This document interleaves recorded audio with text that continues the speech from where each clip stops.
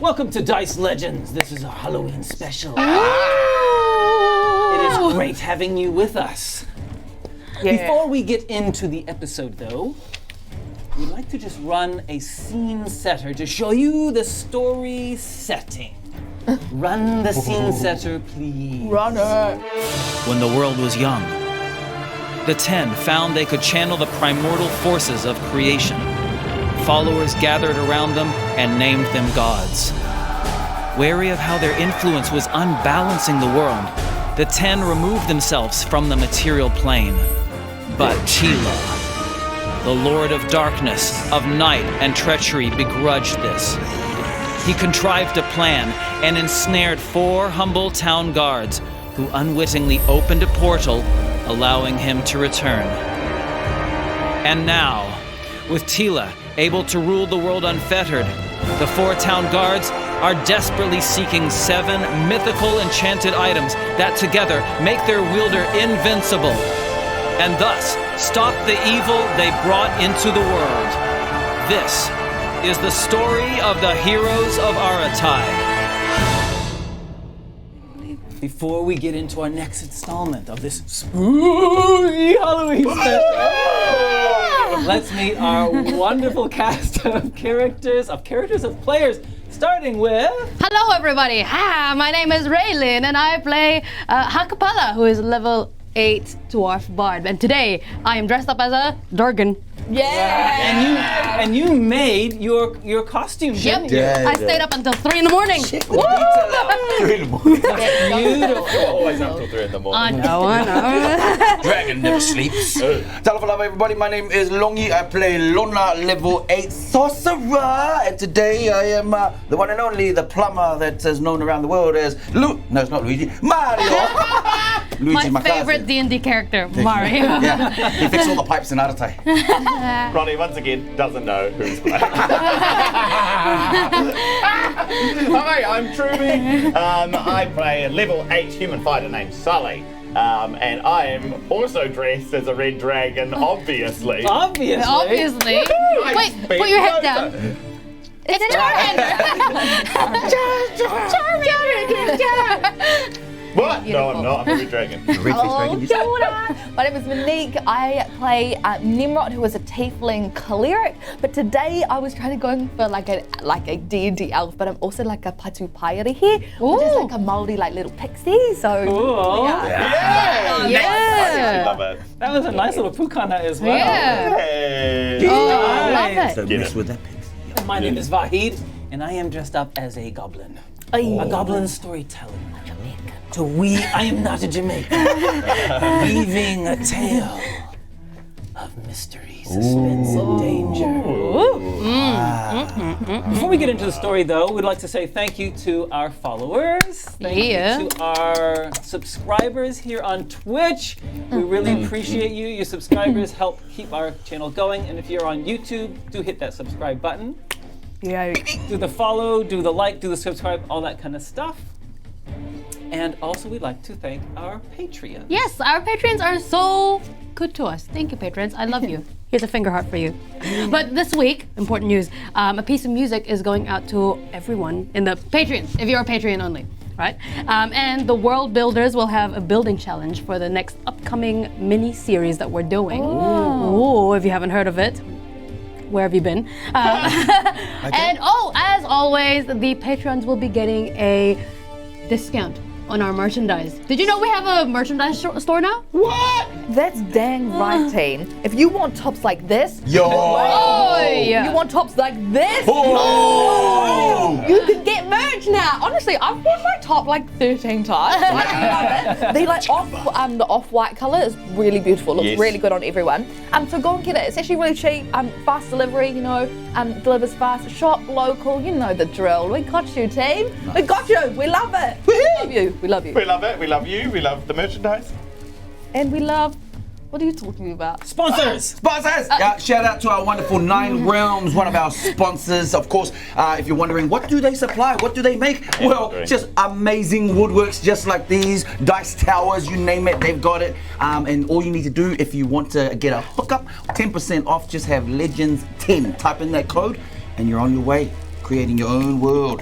Dice. Oh, lovely. But maybe you want something a bit more printable. Well, then you should categorize Dragonwoods to the printable dragon. Mon, show off this mimic dice bar. This is the best thing ever. It is saved We use our it too hide many for times. A few times when our dice are misbehaving. That's right. Get in touch with them for all your printable needs, but also stay tuned because we've got a prize directly from the printable dragon, a mini box to the value of $50. You stick around and you'll find out what the challenge is halfway through the show. Nice one. I think we've covered everything, right? So good. Yeah. This was Much. I've got paint in my Beautiful. You guys were excellent. So I think it's time for us to get into the story, which means we need to run the title. Boo!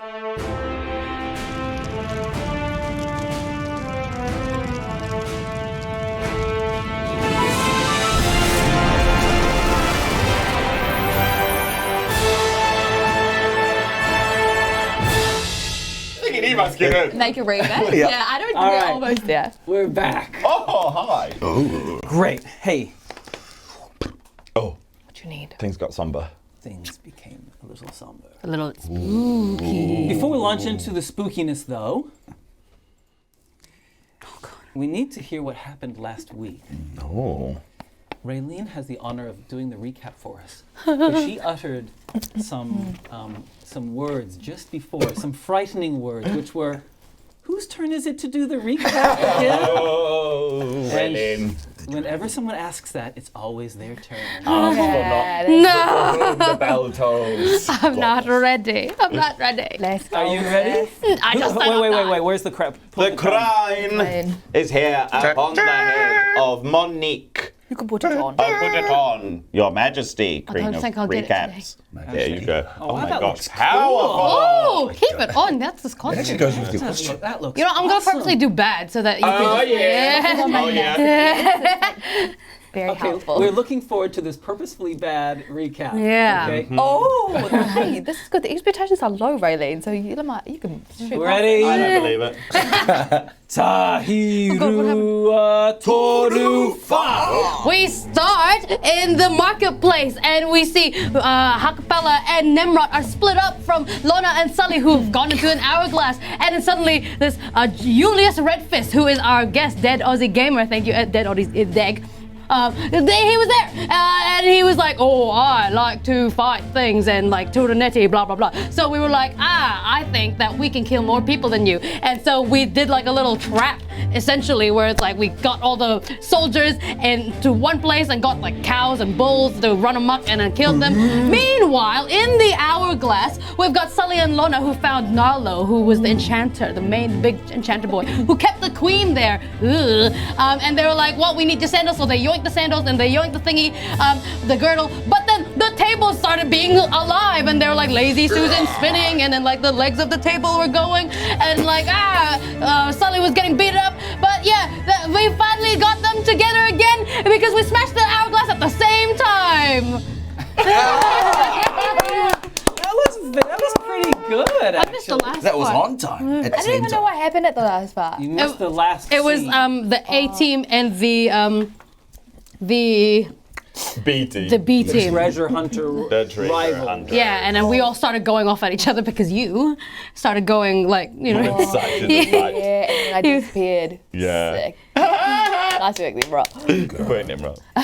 So, in terms of macro plot, Yeah. as it mentioned in the scene setter, you're searching for 7 items of Saltavan. Before, at the beginning of last week's episode, you had 3. At the end of last week's episode, you had 5. 5. Yo! But do we remember what Sully said at the very end Yes. of last week's episode? Yes. I will tell you if you, as soon Can't as we believe start. he said it. Okay, didn't say anything. that's what we're gonna start off from. Are we ready? Yeah. Do I? Oh yeah. What do we think? What do we think? Raylene, yes or no? It fits your outfit. Like, just. I'm not gonna wear it. It actually messes up my hair. I think it's Rayling's. I think she did very well. Yeah. She missed a scene. Yeah. How Does it important count? is that? Yeah. I'm gonna be harsh. Okay, ready? Voting. Tahirua Toru. You said, oh, I think she did really well. You missed a pivotal scene with one pivotal piece of information, but Well- you still got it. Take it. I'm not putting it on because the dragon will just wait. Yeah. Okay, Nice. But- we're ready to go into it, right? Okay. You ready for it? Right. What did you say? I can't remember. She said, I ain't going nowhere. It was nothing very important. It was just all very usual and a normal thing to say. 3, 2, 1. We need everything at our disposal in order to beat Tila, who is wrongfully trying to control this world, and we have an entire city here. I'm just saying that we should not be leaving without taking our due, which is going to help us right the problem that we brought into the world. That's all I'm saying. So I don't know why you guys are looking at me like I'm a ghost or something. I thought for a moment there you kind of turned into a bit of Tila. That's all. I was just worried. Just something. Wait, hold on. Look me in the eyes. I think I've darknessed away. Yes, you have. Look me in the eyes. Ha-Kapella like looks at you nervously. Do a Tila check. Tila check. I mean, you are a little bit tenser than usual, Sully. Yeah.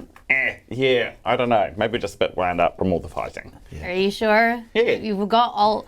I'm just worried about you, buddy, because you've got all 5. Well, not all of them, but 5 of them, and you're starting to scare me a little bit. And I think Bok's a little bit scared too. And then you see Bok in the corner of his cage, just going. Oh!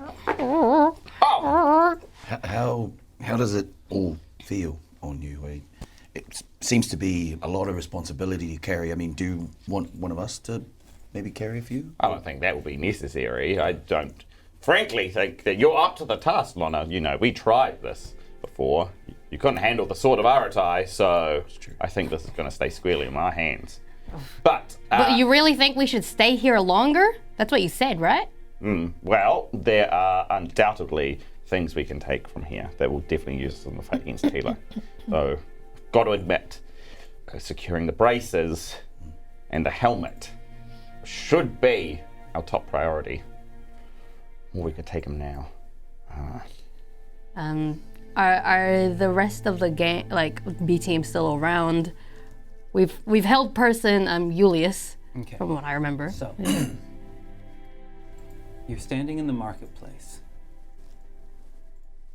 Ha-Kapella, Lona, Sully are standing in the marketplace with the 4 rival treasure hunters, Sina, Ram, Urahain, and Svella.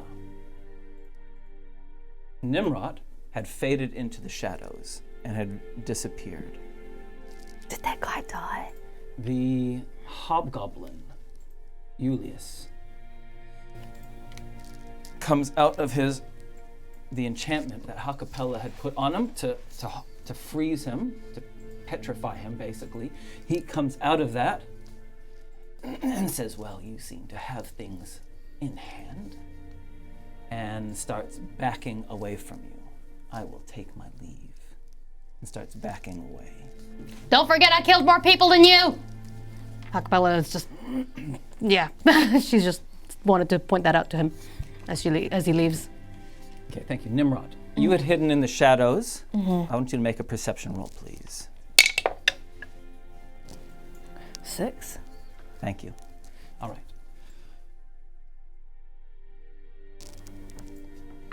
The wind starts to pick up a little bit. And you notice out to sea, to the south, it would appear that there is a change of weather approaching. A storm approaching. Ugh. I don't think we should be outside for too long. We need to find some place to maybe just have a little rest and figure out what the next plan is. Wait. Did anyone see where Nimrod went to? I'll try and check because Ha-Kapella has split her rings so that she can feel wherever Nimrod is. So she's gonna try and tune into that, and she's gonna hold on to her ring. It's like, how does this work again? And she just kind of twists it in her fingers, and yeah. Great. Nimrod, where are you? Nimrod can kind of feel power pulsing through her fingers, and she would like to see if there is a temple of Medora around this place. Yep, so she's just she's left them in a distraction so that she can kind of slip away and find a temple of Medora. Okay, thank you. All right, so you're trying to find a temple of Medora. Okay, so to answer your question, Ha-Kapella, she's a couple of streets away, aimlessly wandering around. Oh, yeah, she's not too far from here. She's looking for something, I guess. She's just kind of walking. Does anyone know why she would just leave like that? I think we can trust Nimrod with this. All right. She's leaving the group. That means we have to kick her in the gonads too. Eyebags kicking. Just saying. Okay. What do we do about these four? Oh, I'm right here. We're right here. Wurderheim says, you've got 5 of the items. We know that our benefactor has the other 2.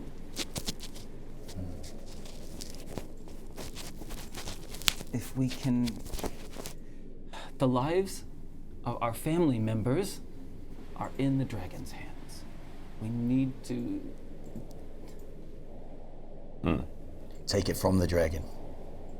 That's right. There's a way of solving all these problems. How? How? Any leads on where the dragon might be? Well, Wurderheim says, we know exactly where the dragon is. We're just not allowed, due to our contract, to say. Duh. Ram says, I understand from what we were talking before that you've met the dragon before. That's right. Then you probably would be able to find the dragon again. Ha-Kapella just has a little ding light bulb moment, and she says, well, if that woman was the dragon that we've met before that let us go, then Told us never to come back. and never to come back, is that the same one from the spire? I mean, how many green dragons can there be, right? We saw 2 confront us. Are we to believe that there's a third different one from that spire that we came up against? I don't think so. One of them's got to be a match. As we're conversing, can Lona see if there's a change in body language when we mention the spire? The spire out east. Sure. Yeah. Insight roll. Go for it. 16. 16 plus whatever your insight is, and I think you do have a bonus on it. Insight plus 2, yes. Yeah. They definitely are responding to that. Looking sideways at each other. I think the spire is our best bet. All right. Okay. Well, Wurderheim says the quickest way is by boat. If we all get on a boat, Wait, we all? Are you guys coming with us? our family members are being held by this dragon. Yeah. And frankly, if we're up against a dragon or 2, then we could do with help. All right, yeah. I suppose they should be coming with us. But if anything happens, I'm throwing them in front of me first, okay? I don't want to pee myself again. Please, wanna. The goal is to get us all out. All right, you can come. Let's change our gaze. Let's now follow Nimrod's movements. Yeah? Nimrod. It's a small enough town that you're able to find a temple of Medora. It is a well-preserved. It's a beautiful stone building. Different colored stone from our time, more granite gray. Beautiful columns holding up an arched doorway. Beautiful. It's a few steps leading into it. There are lanterns inside. Can I look around to see if there's people in here? Okay, you go in. Yep. And as you go in, Yeah. there are some priests of Medora that are tending to things, carrying out a service of some kind, and there are a handful of people in there. One of them, upon seeing you, stands up, kind of does a bow to the front, to where the priestess is carrying out this service, backs up and comes over to you. It's a man, young man, probably in his mid-20s, by the look of him, and he's got the same kind of features as is common here in Corda.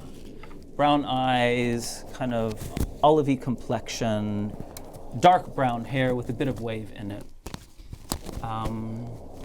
He comes to you and says, "Hello." Hello. Nimrod's just kind of thinking of what the best approach is here, and she thinks that if she kind of uses fear that they'll stand their guard, so she grabs her hair clip and she says, I was sent here from Medora to honor your good work. She would like to give you this, but she needs you all to leave immediately. You might be in danger, but take this and flee to another temple. Okay. Please. He says this is very unusual. All right. Okay. He looks at the holy symbol. It's clearly an authentic holy symbol. She finds you her most devoted servants, and out of love and respect, she would like to spare your lives, but she needs you to leave now. Okay. That sounds like a persuasion roll. Come on. 17. Wow, you're fairly convincing, so that he interrupts the priestess that's doing the service, calls her over, and she says, "What is it?" She says, "Gallant, what is it?" And he replies to her and says, she says she's been sent by Medora. Please, this is urgent. It's actually quite timely. You need to leave now. There is a great evil approaching. I know that you know that Taylor is coming back. You should leave right now. And on cue, the storm breaks. Ooh. Thunder peal overhead. As the sky becomes dark, as the wind and the storm just lash across the city.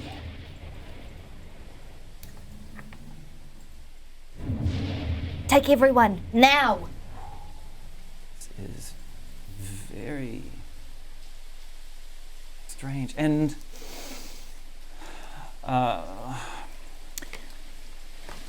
Nimrod can just feel the fire burning in her, and she's just like, I get this one last chance. You need to leave. okay, there's clearly indecision in the head priest's eyes. Let's go back to our other team. The marketplace, a deluge of rain comes upon you. The sky has become darkened because of this rolling cloud that's come over the city. Thunder strikes, bringing lightning forking down onto the tallest building in the area, which is the castle. To the north of you, the flagpoles collecting the lightning strikes as they lance through the air. Oh, okay. We shouldn't be out here. I don't want any trees falling on us. There's something beautiful about the rain. What? It's quite majestic, isn't it? Quite a display. Okay. I do agree we should get out of this. Yeah, we need to figure out how to find Nimrod. I mean, I'll try and track her down. But yeah, we need what? We need some rest before we go off to the spire? That's right. All right. And we also need to find a ship. That's also right. Okay. All right. So, As far as shelter, we've got this enchanted studio behind us that might serve. Yeah, that's Ha-Kapella's eyes light up. Yeah, I think that's a great idea. Might be a great way to also find some more information on what we're going to be facing. Absolutely. And Yeah. we can give Nimrod another while or so, but too much longer and we're going to have to retrieve her. I'm getting worried. I mean, you don't think she's about to try and do her plan now, right? As I said, maybe it's best we take shelter. You sure about that, Sully? You don't want... Oh, okay. And then he kind of gestures at the studio. Yeah, Sina runs in first. She's, you guys are getting soaked. The rain is a deluge, and she runs into the studio. The others do as well. Oderheim says, I will go secure a boat for us. Very well. Take care, Oderheim. Svella, coming? And she says, yes, father. And Svella and Oderheim head down. I want all three of you to make perception rolls, please. Oh, wait. Moved yours, sorry. Here you go. 15. You do yours again. 6. 9. Okay. Sully, as you enter, you're probably the last one in. You know how when a storm is so strong, it kind of makes the day dark? That is what's happened. It has become so dark. And then on the other side of the market, just kind of coming into the market, looking around, and then meeting eyes with you is a dog? No, a wolf. Definitely a wolf. It sees you, cocks its head, and then goes, oh!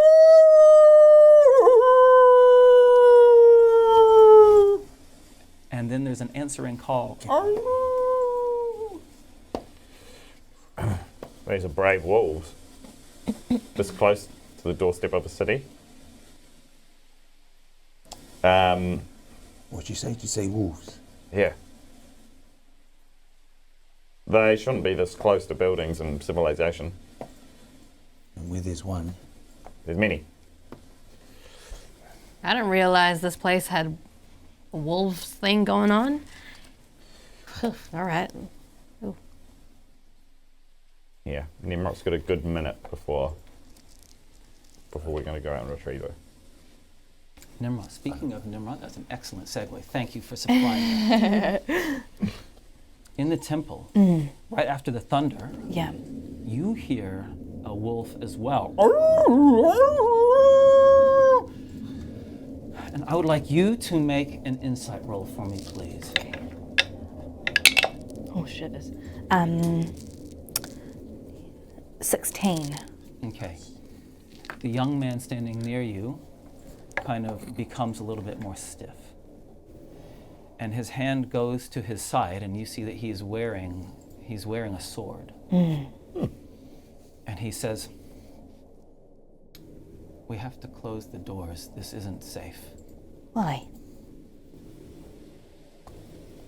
And he moves over to the doors to start to close them. I told you to get out. I need you all to leave.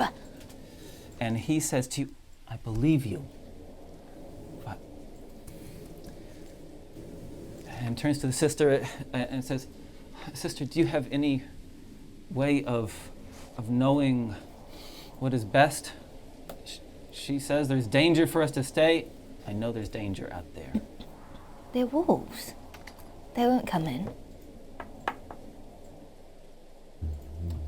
There have been, in the past few days, there have been some rather vicious packs of wolves that have been coming into the city. Nimrod immediately thinks of her friends. But she knows that she needs to... Oh, she's conflicted. Where else can you go? It's safest for us in here, says the young man. I'm sorry. Nimrod starts to back out the door, And she goes towards the door and she goes, I told you I want you. And he says, well, if you're leaving, then I'll come with you. No. And he pulls out a sword and he says, I won't let you walk around this city unprotected. Oh my gosh, Nimrod's real confused because she was about to set this place on fire. The head priestess says, you sincerely, I can see that you're of Medora, and I can see that you see that there's a threat to this temple. Okay, let us all leave. Gallant, can you escort us, perhaps? I see you're a warrior. Can you escort us to our home? Yes, if you get out right now. Go, Okay. quick. Let's go. Everyone out! Ding, ding! And she and the young man and a handful of people that were praying in the temple grab up their belongings and leave. It is dark in the streets. It is pouring with rain.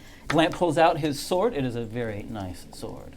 Nimrod, as soon as she sees them clear out the door, she just shuts the door behind her really quickly. She locks it, or she puts like a big banister over it. Okay. She looks at it and she knows that she's only got like 10 seconds.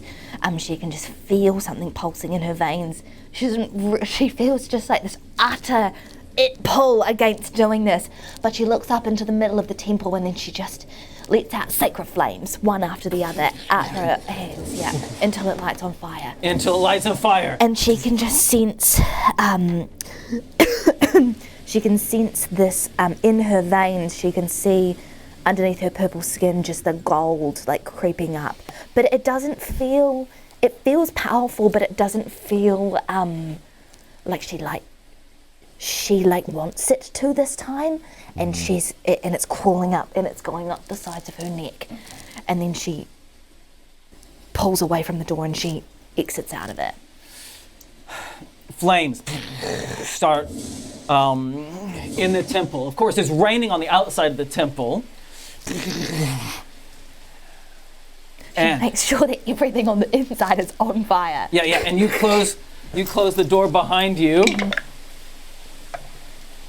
Gallant sees he's near the doorway as you open it, and you see a warm glow hit his face as you sneak out the door and close it behind you.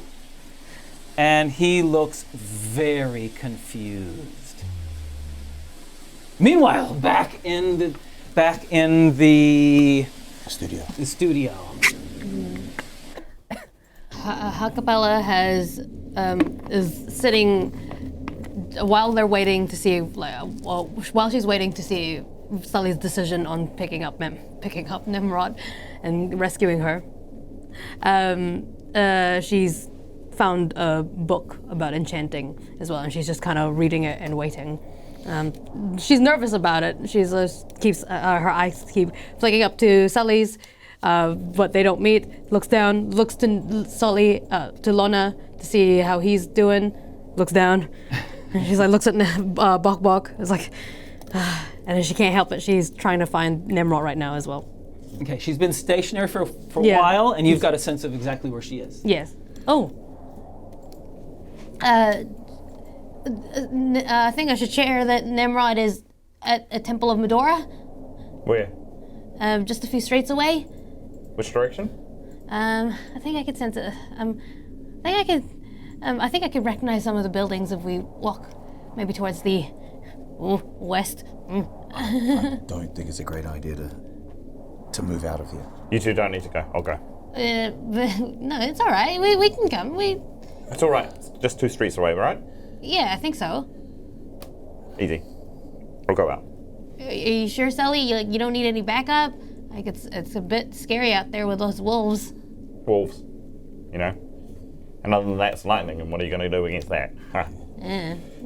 Sully pushes out the door. Thank you. Is anyone else in the studio, like the other enchanters that used to be there? There were 4 people that live and work in this studio, enchanters. Lona plus there's you guys. Sweet. Lona just wants to inquire with one of them. Excuse me. wolves, are they a problem? Not until a few days ago. There was a horrific death. Some wolves have started coming into the streets at nighttime, and there was a horrific death of one of our most wealthy families. Lona looks to the door to see if he can catch Sully. Sully's gone. Sully. Mm-hmm. There are a number of wolves. Wet, their coat lank and dripping. Just in around the periphery of the marketplace. We haven't had a rest yet, have You have not had a rest yet.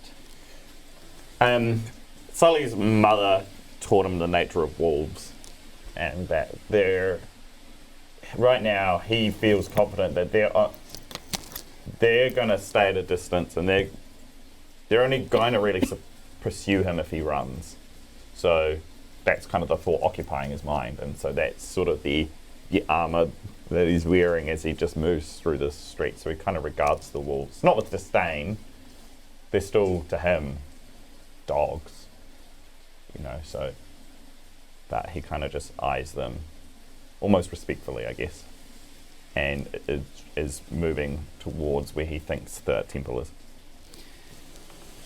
Declan, I would like some of that new music, please. What's this one called? It's not called the Yuck track. The Spook. It's called The Spooky. Spooky track. Sully. As you walk along, the wolves all match eyes with you. And one of them goes, oh, oh, and the other ones go, oh, oh, oh. And they'll start doing like a perception roll, buddy. 16? Sorry, 15. 15. Visibility is poor. Even though it's like only noon or 1 in the afternoon, visibility is very poor. The heavy rain, it tinkles, tink, tink, tink, tink, tink, on your armor, right? The smell of wet earth, all that is nothing compared to these wolves sitting on there and just looking at you. Oh, oh. Behind them, something moves, something larger. But you can't see, there's too much rain and too dark, even for the middle of the day. Sully's shield is up to kind of give himself some sort of cover from the rain, just to cover his eyes. And as the wolves are whooping at him, he goes, "Out of it! Oi! Get out! Out!" Just farm talk. Yeah, sure. Farm dog talk. Get out of here! Get in behind! They don't seem to know what farm talk, dog talk is. Yeah. Silly things. But he is a little...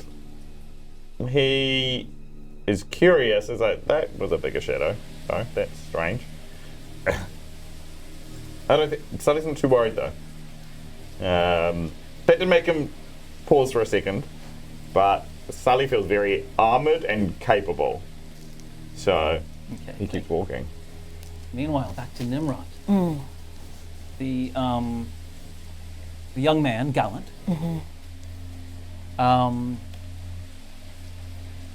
says, "Come, we need to take these people home."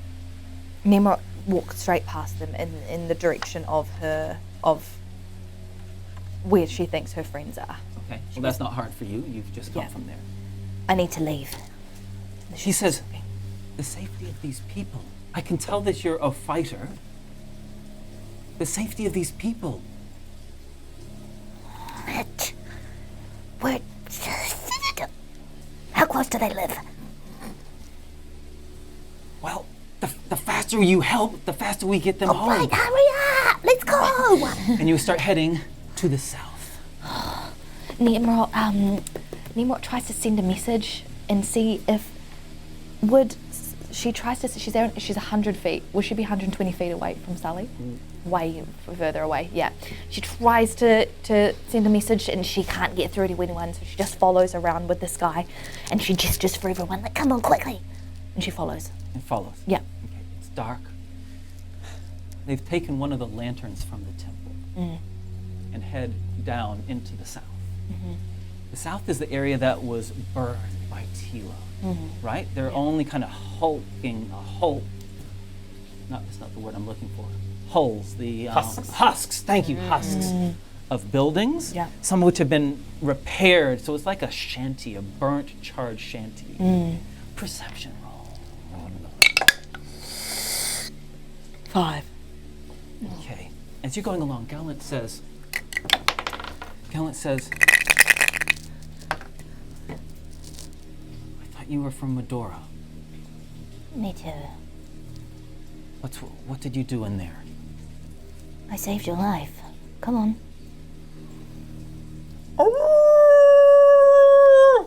You hear some wolves. They're approaching from the east. Nimrod just says, "I'll take the rear." He says, "I'll take the front." And she kind of tries to gather everyone into a small huddle as she kind of like tries to keep her back towards the crew and keep her eyes around for people. The wolves. Yes. She lights her mace on fire. And even though it's raining, it doesn't put out the flames. They sizzle as you move into the south. And you can see that Gallant, holding the lantern ahead, sword out, you can see that he's strongly built. He knows how to use a sword. And you move into an area of the city where there is very little movement. After depositing one person at their home and then moving off to this next place, you can hear some more howls. They are closer this time. But there are now not just some from the east and the north, there's also one that's come up from the south. Meanwhile, back in the studio. Lona has this really bad feeling in his puku, and he turns to Ha-Kapella and says, "I think they're going to need our help." I think so too. And while we've been, Lona and I have been waiting, Ha-Kapella's practically taking a short rest. Yeah, you two can take a short rest. Lona and Ha-Kapella can take a short rest. Lona wants to look to Rom and Sina. I think we're going to need your help. Rom says, "I'm pretty sure that Sully can take care of himself. Why are you worried about him?" Something doesn't feel right. Yeah. You feel it too? Yeah. If there's one wolf here, then they don't travel alone. They come in packs. And from what I've been sensing about Nimrod, she's not at the temple anymore. Sully doesn't know this. We're gonna have to try and make sure Sully is, headed the right way. Do you think you can track? Yeah, I can track Nimrod, but I don't know about Sully. Well, wherever he's going, he's probably heading towards Nimrod, so Oh, hopefully. we'll do our best. And thank you. So, and you head into the rain. Yeah. The four of you, Sina, Rom, Ha-Kapella, and Lona, you head into the rain. Thunder overhead as you open the door. It's wet. Are you heading towards, how are you doing this, Ha-Kapella? What are you doing? Tell me what you're doing. I think we have to go towards the temple first in hopes to find Sully, and then we can find Nimrod easily. Okay, you head to where you think they might be. Okay, it doesn't give you a map in your head. It merely tells you she is that way and that far away. It doesn't give you a holographic image of the city. So you can kind of feel where you think she used to be and head that direction, but you do not have a map of the city in your mind. Absolutely not. Sully. You head in the direction, and you can smell smoke. That must be it. very close. A growling sound from above you. From a building above you. A growling sound. How'd you get up there? Looking up, there is a human shadow in the rain. Its eyes have like an internal flame in it. And it jumps down in front of you. Set up a street for me, please, guys. Ooh. Set up a street however you want it to be. Lots of cover. A creature. Some spear knives. Some spear knives. Some enchanting potion. A creature. The fur of its body just stuck to its side. It looks bestial and human at the same time. Jumps down right near you and starts smelling the air.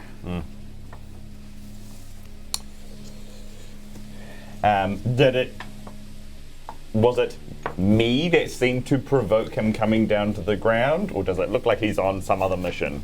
He has seen you. Okay. You're the only one in the street. Okay.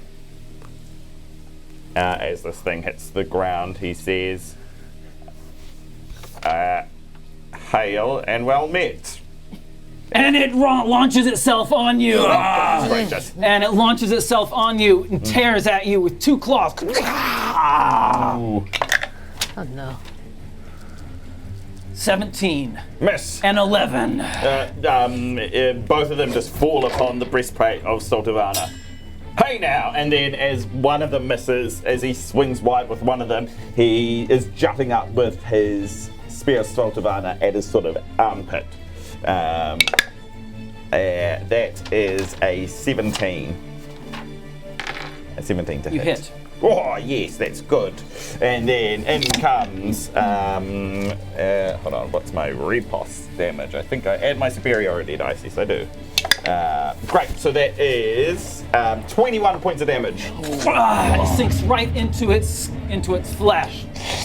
And as it binds its target, it's bad boy. Okay, the creature, that was your turn, right? That's its turn. Now It's his turn. Oh no, I'm just getting warmed up. Yes. Great. So now he like spins his spear out, whoa, bam, and attacks. Yeah. That is 19. Hits again. And here comes 14 points of damage. Okay. And then he steps forward. He just tries to gain any like space advantage he can. Takes a step forward, strikes, and get him one more time. That's a critical 20. Wow! And here comes 18 points of damage. And Love then, just as he's pulling back his spear, he's already stepping forward with his shield, and he's trying to push this it guy back. to the ground. DC 15 strength saving throw. Easy peasy lemon squeezy. There. Now look, buddy, I don't have a problem with you, but if you try to make a problem with me, I'll make sure it's your last problem. It launches itself on you, goes, bites for your neck, and claws. Ooh. The bite is a black die. Okay. We're gonna get through this armor, boy. 21. Oh, that's a hit. Hey. And the claws, a 20 and a 13. Neither of them hit. But the teeth, Yeah. Constitution saving throw. Ooh. I want to make it. You want to make my Constitution saving throw? I would love to, but I think I shouldn't. Go ahead, you take it. Okay, You make great. it. Okay, cool. 13. 13. Excellent. Great. Great. Good way. Yeah, 13. Oh. 13. Excellent. The DC, 13. Too bad. Something weird is happening on the wound. Something very weird. It doesn't feel like anything you've ever felt before. And as he got pushed back, right? Yeah. The wound starts closing up. Oh dear. Ah, I'm gonna turn it on. get rabid dog. Ah. Give me tetanus. Meanwhile, Ha-Kapella, Lona, Yes. Sina, and Rom, you hear the sound of Sully, and you hear the sound of this not too far away. Oh, we run. Run. Start Okay, jogging. take it 2 turns to get there. Sully, back to you, buddy. Stab. Yeah, okay. Here it comes. That is 15. You hit again. Bam! No, 11. No. 11 points of damage. Oh, that is. yeah. And a 17 Hits again. with 9. And he said, bad boys get put down. He is really hurt. You do some serious damage. Yeah, okay, great. Yep, that's my turn. You turn it looks at its wounds, it looks at you, and leaps away. You're close enough that you can get an opportunity attack as it leaps into the air. Sorry. Hey there. I'll do this. Come on. That is 16. 16, yes, damage again. Bam! 10 points of damage. Okay, it is really hurt as it jumps up onto the thing, and blood drips down the side of the building where it lands and turns to look at you. Ha-Kapella and Lona, you're not in range for anything, but you can see vaguely in the distance, down the street, you see a shape jump into the air. That must be the bad guy. What is that thing? Yeah, it's like, let's make a move. And then, just encouraging Rom and... They're running as well. Great. Ha-Kapella, you're getting left behind because everyone else is faster than you. Yeah. Yep. Yep. Okay. Yep. I know that. So, what you doing? The thing is up on a rooftop. How high is this roof? The roof is only 20 feet up. 20 feet.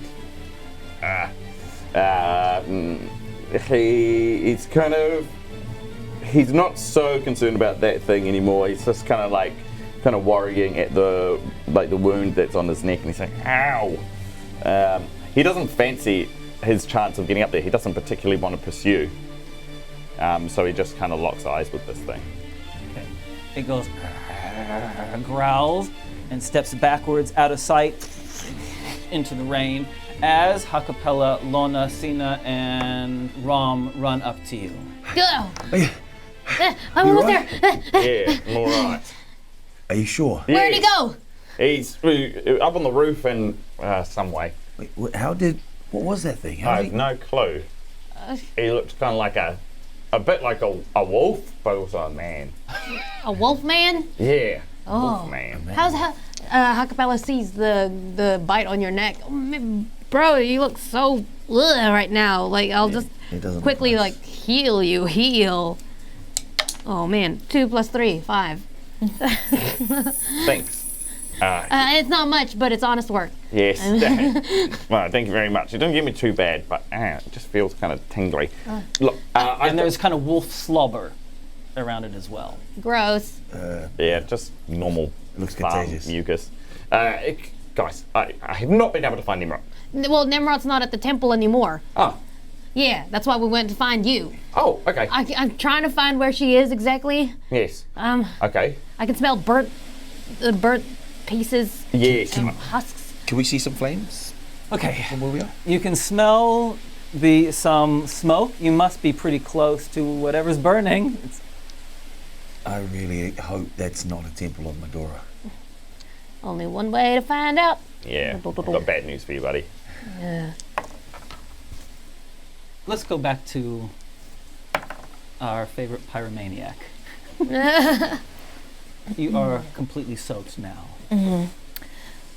Nimrod, just because she can sense that the wolves are getting closer to the mall, she just quickly casts Armor of Agathis around herself. Just in, obviously, second level, some 10 temporary hit points, because I'm not looking that great right now. They get 10 cold damage if they attack me. Okay, She's still on the lookout, and as she's trying to shuffle all these people home. Okay. The wolves converge on you when you are in an intersection. There are 6 of them. Ooh. And they kind of showing their fangs.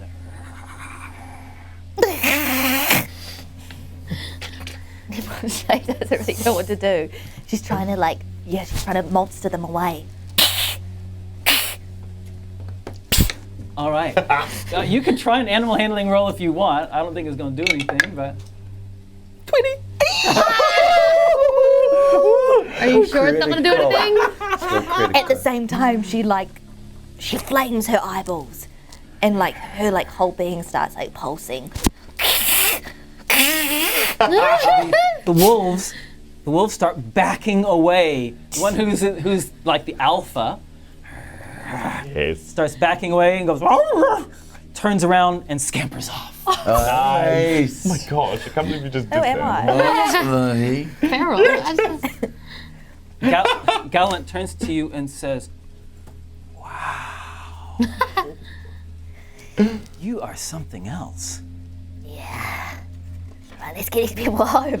Nimrod's weirdly, secretly impressed with herself. And she kind of just senses this very strange power pulsing in her veins. And she's quite excited. And as she's walking, she goes, "Well, tell me your story then. Who are you?" My name's Gallant. Short story, short and sweet. I like it. So, I thought you were laughing at my name. No, it's quite cool actually. I don't often say that I actually hate people's names. I quite like yours. Well, thank you. Mine's usually it's hard to live up to a name like Gallant. Yes, I imagine so. I feel sorry for people named Joy, you know? Oh, yeah. How can you have a bad day if you're named Joy? Oh my gosh, I'm Nimrod. There's no expectations on that. No one knows what that means. No, what does it mean? Oh, hang on. She thinks about what it means. She's like, tell me nothing. Keep going. It doesn't mean anything. It doesn't mean anything. Come on, let's go. Keep going. Yeah. So, where are you from? Aratai. Aratai? Yep. Oh, some terrible stuff happening there, I've heard. I know. We're on a mission to kill Tila, so... You're on a mission to kill Tila? Yeah. Well, I would like to help you. How many friends have you got? I've got some friends. Why? Good I friends? don't count my friends. I don't, You don't have a number? You have so many friends that you lose count?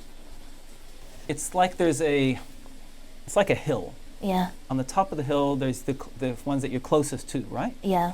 And so there's probably maybe 4 or 5 that I'm really close to. Okay. And then as you go down the hill, people that I don't know as well, you know, and then there's people that I've served with. Yeah.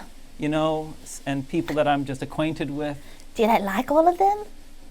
There's a lot of really likable people in this world. Have you ever been in love? Are you in love right now? No. No. This is a...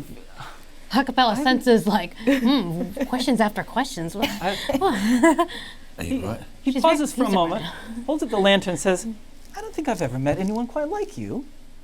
Thank you. Yes, it was a compliment. Yeah. Sometimes I just find that people hide the things and it takes too much time. I know, it's annoying. Yeah. Much better to be forthright. Right. And honest. Yeah.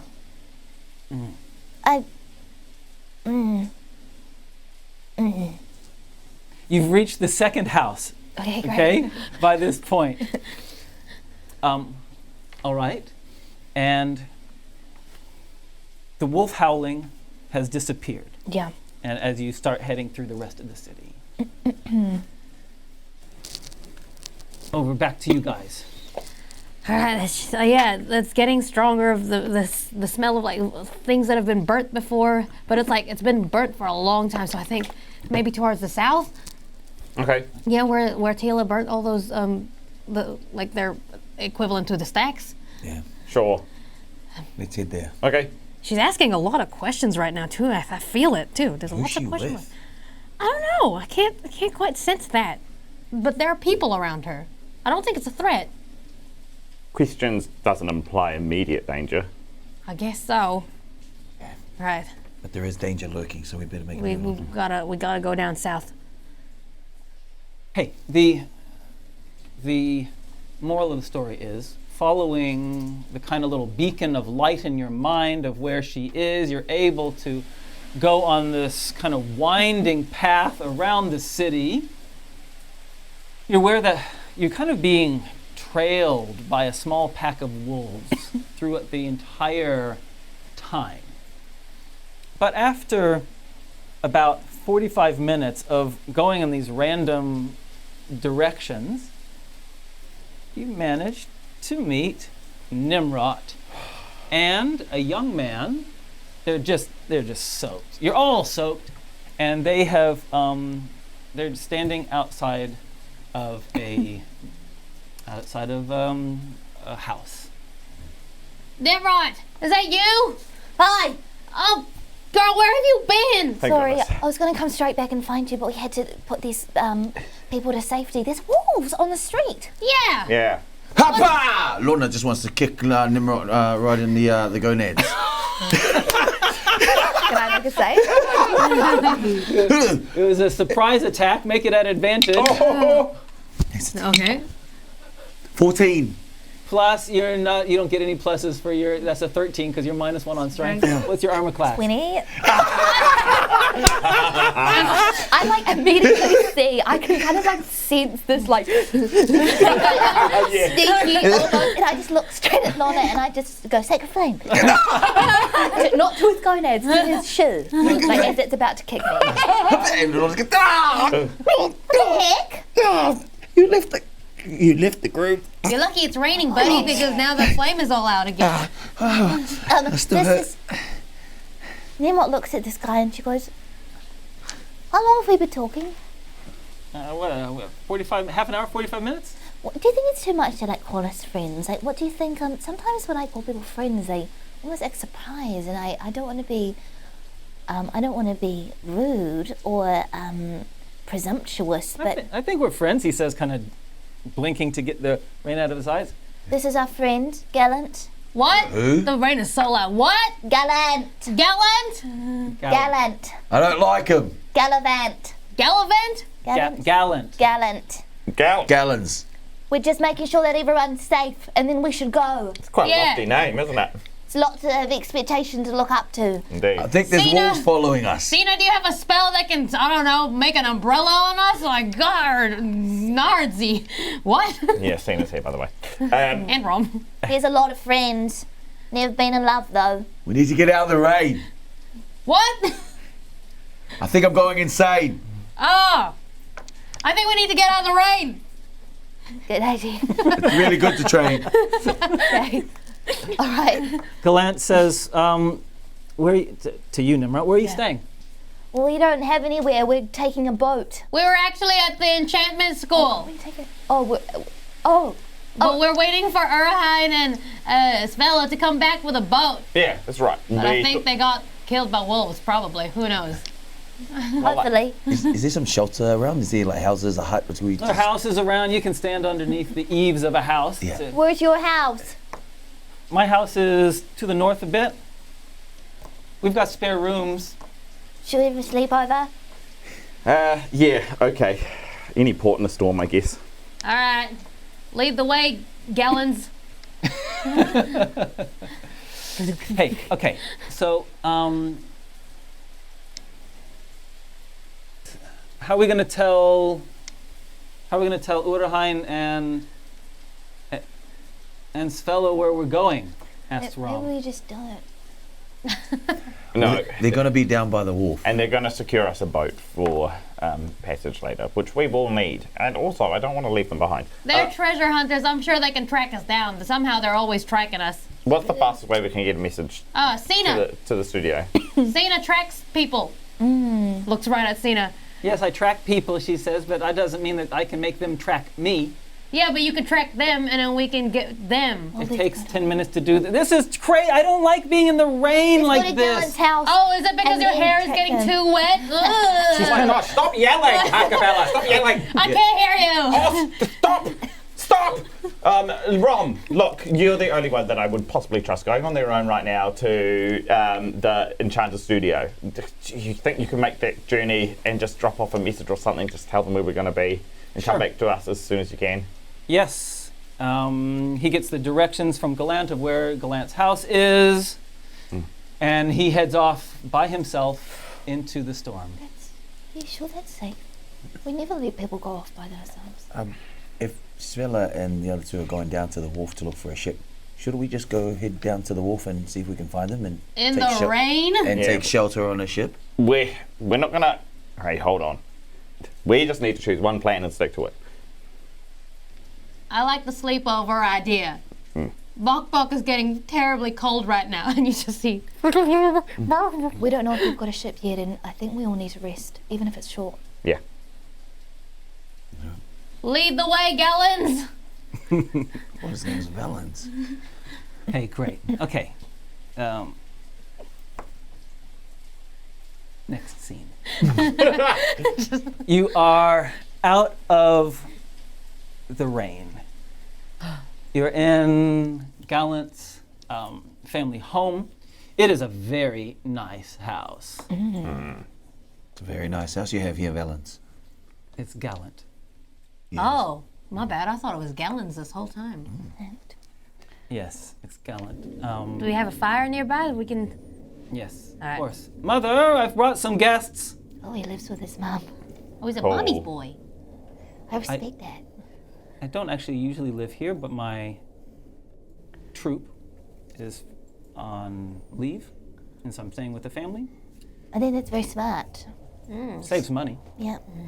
I stay with my mum a lot sometimes too. Well, I don't know my mum. My mum left me. I've got Bok Bok. Sometimes I think of you as my mum. All right, I'll adopt you. you think of Ha-Kapella as your mum? I don't know what it feels like.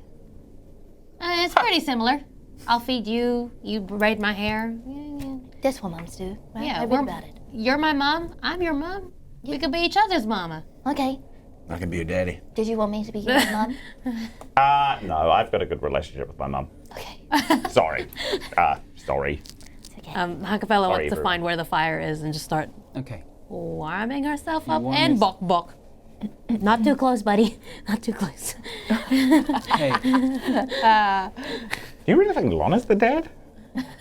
Yeah, good.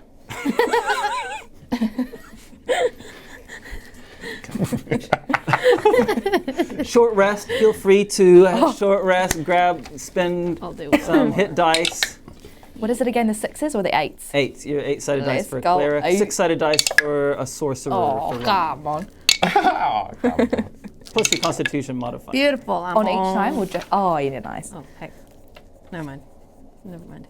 I was already in full. Excited, okay? Ta-da. Ding. I'm Oh, full. that's good. What's 9 plus 8? 17. Thanks. He's at 68. I'm good. All right. Hey, I never got attacked. Oh, you're good? Yeah. Now this cheese is so good. Sorry, what's it happening? is really good cheese. So this is not a long rest, eh? Short one. Short rest. Come So you get your on. warlock spells back. Oh, yes. The Done with those. 15 minutes becomes 30 minutes. Oh, yeah, great, great. Becomes an hour. Oof. Becomes an hour 15. When do you think Rom's getting here? Oh, no. Can you still hear the wolves? Becomes Cena? an hour and a half. Oh, dear.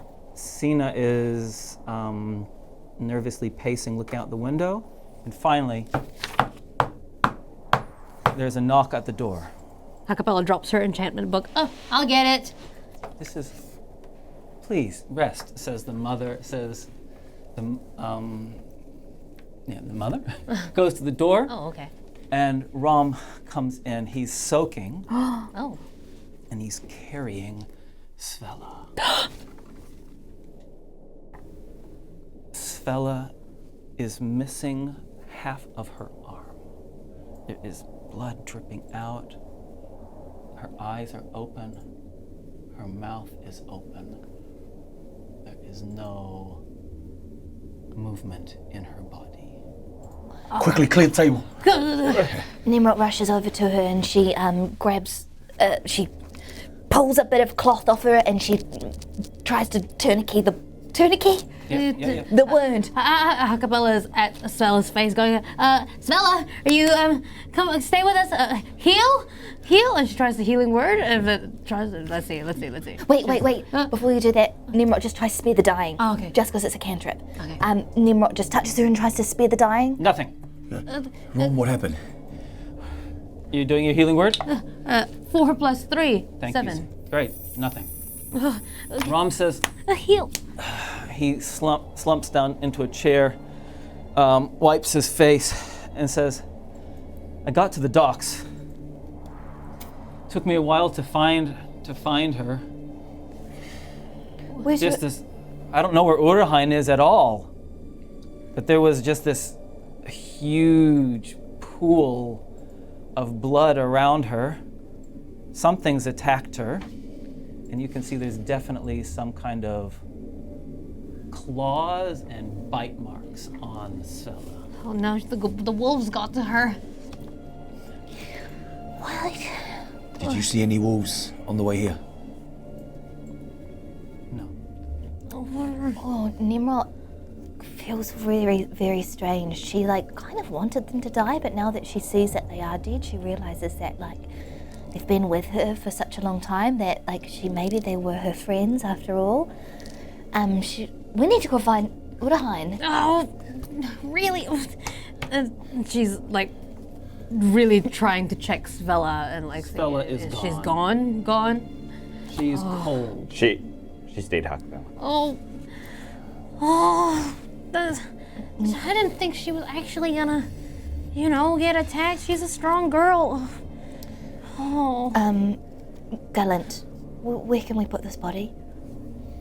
Gallant is, his face, now that you turn your attention to him, his face is like pasty. His kind of warm complexion is ghostly. He's kind of, it looks like he's in shock. And he says, another one. What do you mean, another one? Well, we had a death like this to the wolves 3 days ago. The wealthy family? A wealthy family, yes. Friends of ours. Are they trying to target you? I don't know. She's points to Svella. We've never met her before, so. But the wounds match the report that I heard of wolf bites and horrible mauling. How many died the first time? 1. 1. Nimrod just searches around the place for a blanket or a sheet so she can put over the body, and she just says, we shouldn't move her until Urhain gets back. If we even find him. If he was with her, then he could be dead too. Sina, Yes? do you think you can try and Yes. track him? I'll need some quiet. She turns to the woman whose house it is. Is there a room that I can use to cast an enchantment? So Sina is taken off. She says this will take a little bit of time. Just do it. We need it. So she goes off to do what she wants to do. Anyone else? What are you doing? Lona wants to know does he know much about wolves and wolf bites and from his... Well, that would be a nature roll. I wonder, just as they're rolling. No. No? 9. No. Wolves don't usually come up with plans themselves, right? I mean, they are pack animals and they do communicate with each other, but... They are acting strangely. They shouldn't be in a city like this. Something's up. The thing that you battled, was he a wolf? What did you battle? Oh, yeah, there was a wolf man of sorts. Yeah. But he was on his He bit 2 legs.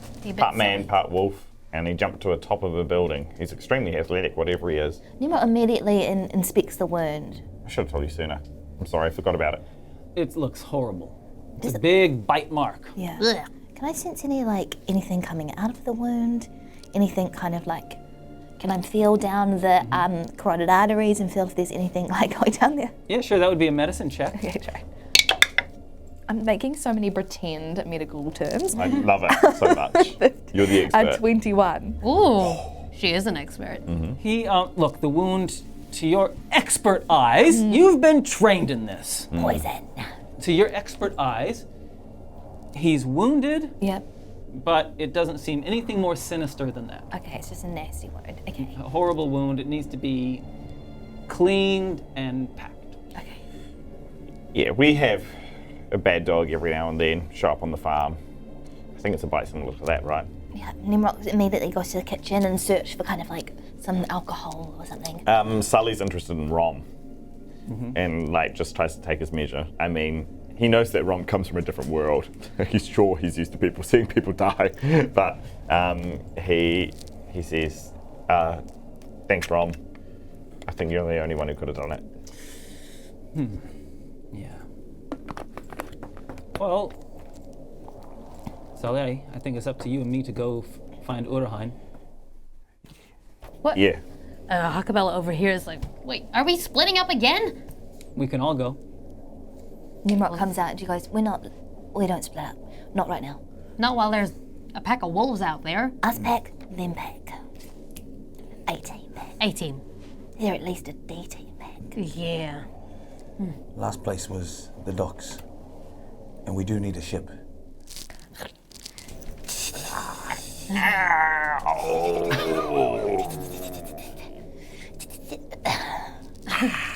Needle. Stay still. I am staying still. I'm not moving. Oh, what was that? There's actually like 4 different fang puncture holes. Oh, whoopsies. Nimrod just like, in the last one, she just like goes, tss, tss. She kind of just makes a little tea, but like just to kind of like Nimrod was make here. it back. I like how you cross-hatched that last one. That's what I did. Okay, we need to find Urhain. And possibly a way out of this town right now. Gallant, you know this town. Could you come with us? Yes. Mother, you'll be okay? She's, she says, yes, I'll be fine. Just like, is that his mother? Or is that a wolf? And, so.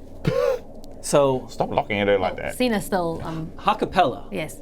Lona, Yeah. Sully, Nimrod, along with Rom and Gallant, the 6 of you, head into the storm raging with thunder cracking above So we don't wait for Cena? Cena? Is she coming with us? It's gonna take her a while. You can wait, sure. You can wait. I think we should wait at least 10 minutes. I don't mind waiting the 10 minutes for Cena to come. Yeah. Otherwise, wait we for her. will never find her. Yeah, she'll be split up and then she'll get eaten. Yeah. Okay. No one gets left behind, even if it's Cena. I mean, even if it's seen. Cena comes out 10, 15 minutes later, and she says, yes, he's near the wharf. I've seen there's big waves, and I could hear and see boats moving. I can also see that he is kind of pulling himself along or something like that. He looks like he's very Injured. injured. We're gonna. All right. But he's alive. Let's go. Now we Yeah. go out into the storm. Into the storm, thunder raging above you. Following Cena's directions, I want everyone to make perception rolls. 6. Dirty 20. 12. 15. Dirty 20. Ha-Kapella. Thank you. Oh. You reach the wharf. It's not nearly as big as the Aratai wharf, and the storm is just tossing the waves The boats are creaking as they lean from side to side against the wharf. And you get to Urahain. No. Urahain is badly, well, I mean, he's dead. Oh. Is he? Spare the dying. Spare the dying. How long to spare the dying? It's a cantrip. Yes, but how long do you need how recently do they need to have died? I think it's a minute. Creature becomes stable. Oh, it doesn't really say. That you touch a creature that has 0 hit points. I'm pretty sure it's It's instantaneous. Yeah. Oh yeah, no, it stabilizes someone, doesn't bring them back to life. Right. No, too bad. He's beyond that. Okay. I think he's dead, Nimrod. It's been within the hour, so a revivify would work, or raise dead. I don't have. I can't do that right now. Lona just We weren't touches expecting his this. part around his neck just to... Yeah, he's still warm, but he is dead. Ha-Kapella. Yeah. Near the end of the wharf, there's a shadow moving. Oh god. A large, the figure of a man. Is definitely in, and you can see the pool of blood around Urahain's body has some trail of blood heading toward the northern side of the wharf. They probably were footprints at one point, because that's how they've spread in this kind of alternating, slightly offset parallel pattern of bloody patches heading straight towards this rain-concealing figure of a man. Ha-Kapella takes out her battle axe and says to the team, I think we got company. You hear a growling from the head. What's in the immediate surroundings? Like whereabouts on the wharf? Like, is it a pier? Is it It's like a pier. Yeah, so you're on Are there boxes the nearby? thick wooden planks of the wharf. So there are always boxes around. There are some jetties sticking out into the water. To the south and to the north of you, there's a number of buildings. There's an inn, which has definitely closed for business, not doing any trade tonight. There's a small house, which looks like a customs house, or something, and then there's a large warehouse. Those are the three closest buildings. We got company. It starts moving away from you. Meanwhile, what's everyone else doing? Oh yeah, Ha-Kapella. I mean, Nimrod hears Ha-Kapella and then immediately kind of touches her mace and just gets it out, gets it ready. Sully's looking down upon the figure of Urahain and he's thinking about him and Spella. Yeah, Lona lights up his staff. He looks around. He just wants to see if there's any other wolves Okay. lurking around, that's all. There are a couple of wolves. And Ha-Kapella, you can see this as well. Also to the north, kind of flanking this man on either side. And you can just see the tiniest glint of luminescence in their eyes. And they're starting to move away, walking backwards away from you. Are they scared of us or something? Ron pulls out his sword. I don't think so. Sully? Sully... Is Urahain's bow there? Yes. Sully takes it, and the arrows. And he... I don't know, Sully just got this strangely sentimental urge to just take this man's bow and his arrows, and he wants to make sure that somebody else uses them. And then he just kind of like, he just puts the quiver on his back, and then he puts the bow behind as well. He doesn't intend to use it, but yeah. It was just a compulsion, and he's not ignoring it. He's just following it. Yeah, beautiful. Spear ready. Spear ready. Nimrod. Nimrod looks down at the body and then she goes, does anyone know where he was from? Do we know where Urahain was from? We met them in Muntia. In, He was from the north. That's right. in Nimrod's readings, would she have known how they not dispose, but how they bury their dead? Do they cremate or do they water? You know, do they put them into the ocean? Sure. Yeah. Okay. I would say that you'd probably have a better chance of knowing that than anyone else. Yeah, let's do add advantage with your intelligence modifier. 20. Oh, Yeah, you know exactly the burial ritual that's required, Yeah. and it's not throwing them into the river, into the ocean. Is it something to do with fire? No, it is a burial. They have to bury them. Take them back home.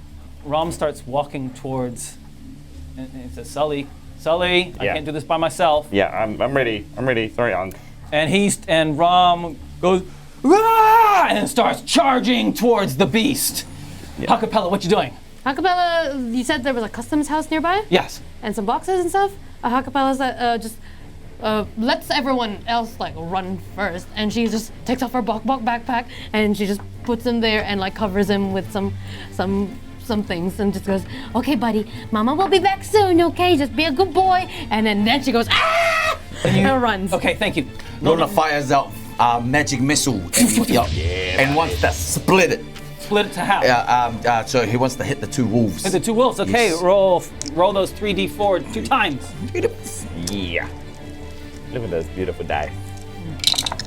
Let's go for 4, 1, 9, 10, 11, 12. 12. 12 for the first one. Very good. 1, 2, 3, 4, 5, 6, 7, 8 for the second. Okay, thank you.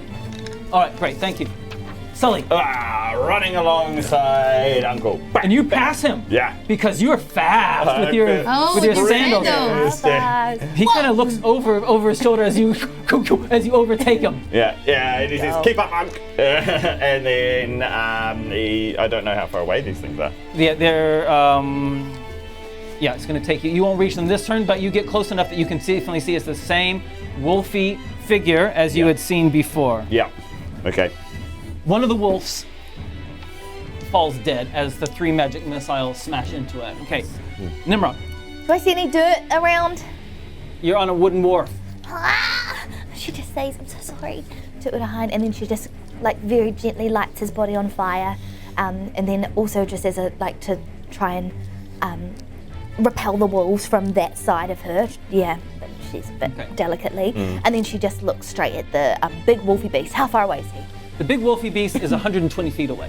Okay. Oh, wow. She sends a eldritch blast in its direction. Yep, just on the range of your vision. Do I plus my Yep. 4, 6 to it? Yes. Okay, great. So 22. 22. 22. Yeah. You hit it. You get 2 of those, remember? Yes. Yeah, nice. 6 for the first one. And it's a miss for the second, so just a 6. Okay, great. Thanks so much. Okay, Sully, you're the closest one now. Mm-hmm. So with your sandals, you move 80 Yes. in a round. So from 40, you're 40, and it turns, snarls, sees you, locks eyes with you, snarls, and it takes off. Leaping bounds, all 4, like using its arms, like feet and bounds. The wolf companion, the surviving one, following after it, and it goes and it leaps onto a building, kaboosh, and starts taking off to the north. Oh. Great. So wolf is coming to me. Wolf. No. Oh. Wolf. They're both going to the north. Oh. They're both going to the north. Wolf man though has jumped onto a building and is taking off across To the north. To the north. They're all running away from us. They're running away. Get it?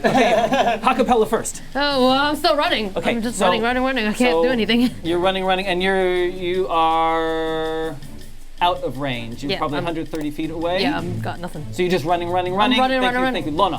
Lona, how far is he from Wolfman? If you're not running, Yeah, I'm running. you're running. So you run. So that's another 30. So you're 150 away now. So I can't even. Nothing can reach it. Not even You a have to light. double run. Okay, can I double Yeah, run? you double run. That's fine. Yep, sweet.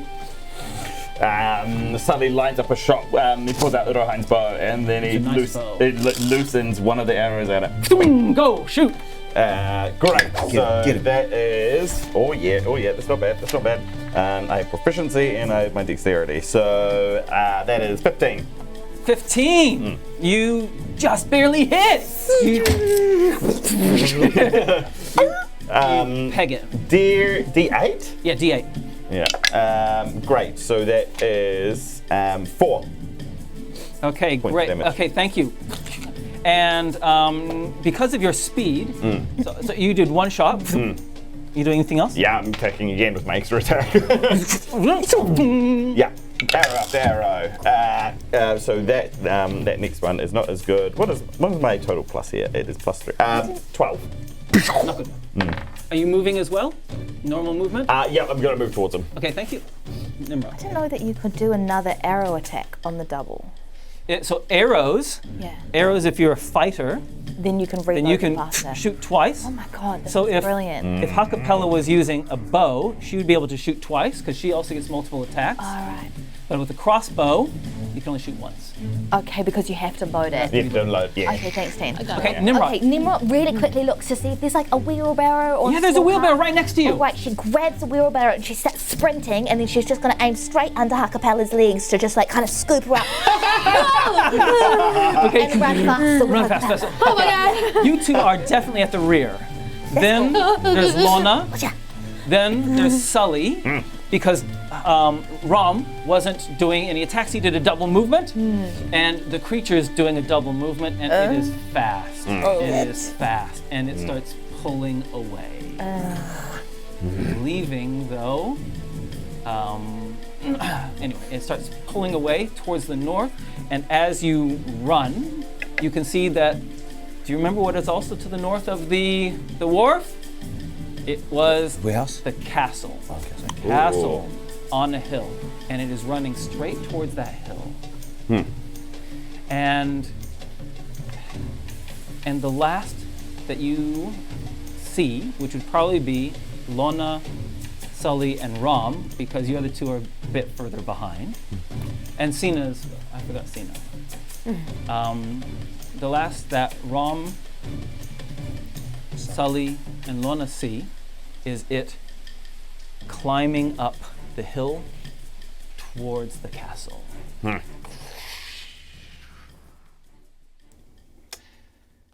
I think he's heading into the castle.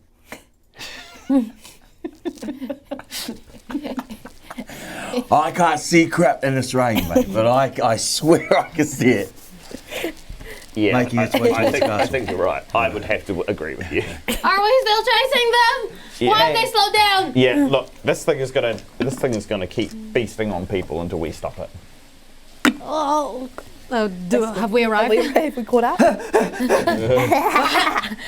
Poor Nimrod. And Ha-Kapella's like, oh, that was nice. I had a lot of fun. That was so fun. Yeah.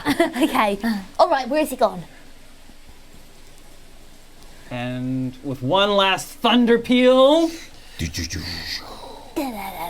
we shall. Where's that thunder peal? No, don't. For a moment, I thought it was going to be thunder. The lightning. Scarier because we expected it and you did it there, but it didn't. Yeah. Sorry. We will take a break. Okay. Yeah. Ooh, Before we go into our spooky break, we need to give a challenge. Yes, we do. Yes. Shall we tell you what it is? Let's tell you true decided. Let me tell you my idea. Yeah, Which I actually saw from Mom, which stole it from Raylene. and she got it from me. You tell them, Raylene. No, it's all right. Go share it. Okay, Come on, no. Big Dragon. Okay, so the challenge is, can you describe and name and create a holiday that gets celebrated in Aratai? Yes. Not Yes. Queen's Day. We know Queen's Day. know That's Queen's Queen. Day. That's Not Yes. Halloween. But And we anything have like Halloween. yeah, but you know, That's cool. Yeah, What's a so- special celebration for What's a Aratai? spell? R18. Oh, what? No, this is It's when you turn. R18. R18. Cool. Hey, so what we're going to do is spend the next 10 minutes while we have a break into those, and we will make a decision at the end of that. Ooh. All right, and we'll see you guys soon.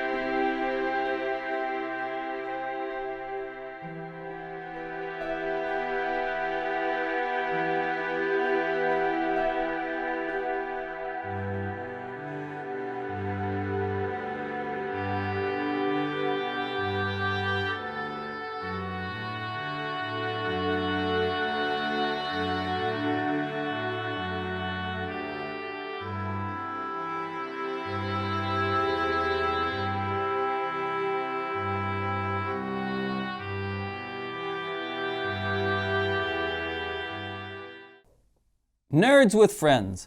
Our friends Christian and Cody do funny crack-up reviews and interviews around everything nerdish. They have it all covered: superheroes, D&D, Star Wars, Lord of the Rings, fantasy, sci-fi, gaming, all of it. And in the last week, they finally got into Magic the Gathering, opened some booster packs, and had some fun. Head to their YouTube and hit them with a like and subscribe and leave comments. You can tune into their podcast everywhere you listen to podcasts. Check them out. They're wonderful.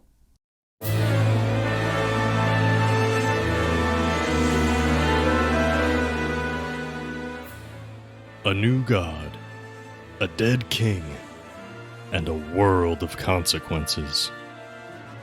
Welcome to Seasons of Skyrend. I am your host and DM, Scott. Join our D&D adventures every week as we explore the world of Skyrend. We focus on the stories of our characters as they come to grips with their impact on the world and uncover secrets long since hidden. The machinations of gods and governments loom large against our party, but the only way to know what comes next is to adventure on. You can join the rebellion with Seasons of Skyrend, available wherever podcasts are found, and on Twitter at Skyrend Podcast, where the story will always continue.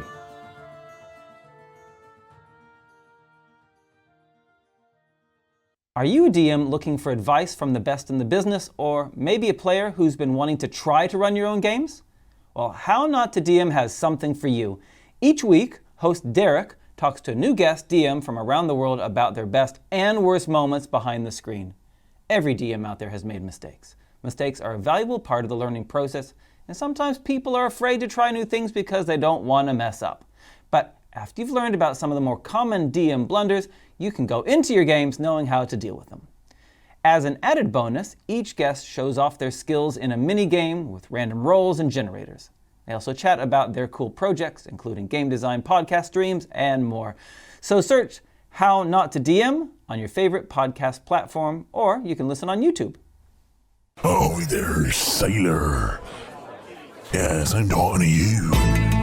Do you yearn for high seas adventure and piratical mayhem at the roll of a D20? Yes, I'll just toss you your shirt. Very sassy. No, I drink beer and I fart in my sleep. Now that I got your attention with sex, Welcome to my pub, the Wizard's Sleeve. It's still a cow that I'm gonna get in a bag. Do you know how big a cow is? Don't put gold in your ass. That's not the catchphrase we were looking for. It is one that we often use at this group, Enough though. about where you keep your secret stuff. It's not in my anus. Stop it. Then sign your name in blood. Join the rovers on your crew on their adventures every Wednesday, wherever you find podcasts. Tabletopped is a podcast made for and by TTRPG enthusiasts. Join Nick Perrin and guests each week as they talk about rolling dice, creating stories, designing games experiences, and forging friendships all around the gaming table. If you're new to GMing and looking for how to start, or a veteran looking how to spice up your game, this table is for you. A new episode is released every Monday wherever you get your podcasts. Fate of Ison is a long-running Kiwi RPG podcast with fans all over the world. They just finished their epic 4-year story and are starting again with new players, new characters, and hilarious new adventures. Visit fateofison.com to learn more about the show, check out fan art, and meet the players. Fate of Ison, they're awesome.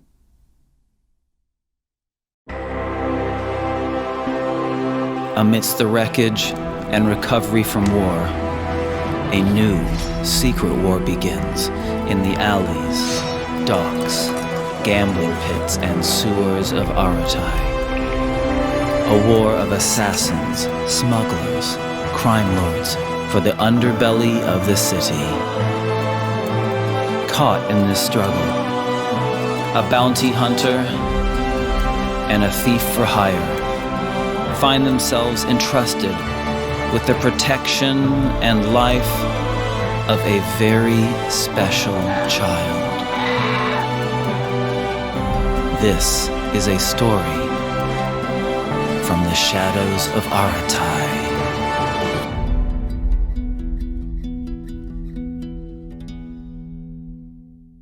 Oh, hello. How's everyone doing? Hello. Oh my gosh. Happy Halloween. Positively spooked. We're eating candy. It's Halloween. Yeah, we're just hunting some trick-or-treaters. Okay. Oh, when is when's Halloween? When's Halloween? Tomorrow. 31st. Tomorrow. Unless you're in America, in which case it's in 2 days' time. Ah. 'Cause it's their evening over there. Hey, we got some cool entries in. Thank you for those entries. And we've got some people here that are hanging out with us in studio, and they're going to be choosing the winners. Oh, yeah. Thanks, guys. So once they tell us that, we'll let you guys know. Okay. I'm just reading these. It's quite cute. Hey, thanks Hard Knock Dice for the raid. I know it was 50 minutes ago. Sorry about that. But yeah. And thanks for the resubs, guys. Thanks for the new follows. It's nice to have new followers with us. Cool. How are your Halloween plans going? This is Saturday night in America. So if people are doing Halloween parties, tonight is the night that they'd be doing it in the US. Cool. Go hard, Tim. Go hard. Be safe. Yeah. Going all out. So how is everyone's Halloween plans doing? Hey, Shav Hunter, it's great to have you with us. Shav Hunter. Well, we're good. Yeah. We're all well here. Hey, Lyndon Hood, didn't see you before. Good to see you, have you here. Hood. Hi. It's nice to have you here. And Iron Rations, hope you're all good. Oh, that's so good. You like the lollies? Oh, so much. Yeah, It's the so chocolate's nice. really good. Oh, we've got another one from Past the Meeple, guys. I'm gonna. The Day of the Anvil. Hey, so Pass let's some just- meeple. he- So we. yeah. I'm gonna So give we've- myself a gut attack if I keep eating that chocolate. Oh, Is there a what's the like acceptable amount of chocolate to eat? I eat all of it. The whole block. Whenever it's in front of me. I feel very happy and satisfied when I eat 4 pieces, but I will never just eat 4 pieces.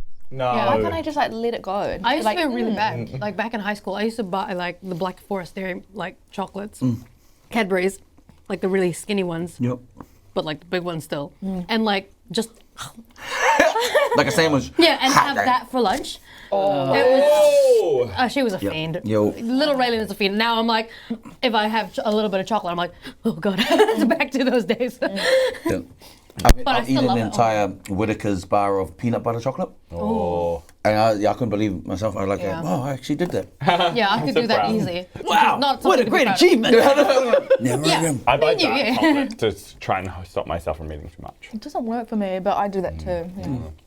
Do you know, Truby, with your red face, Yeah.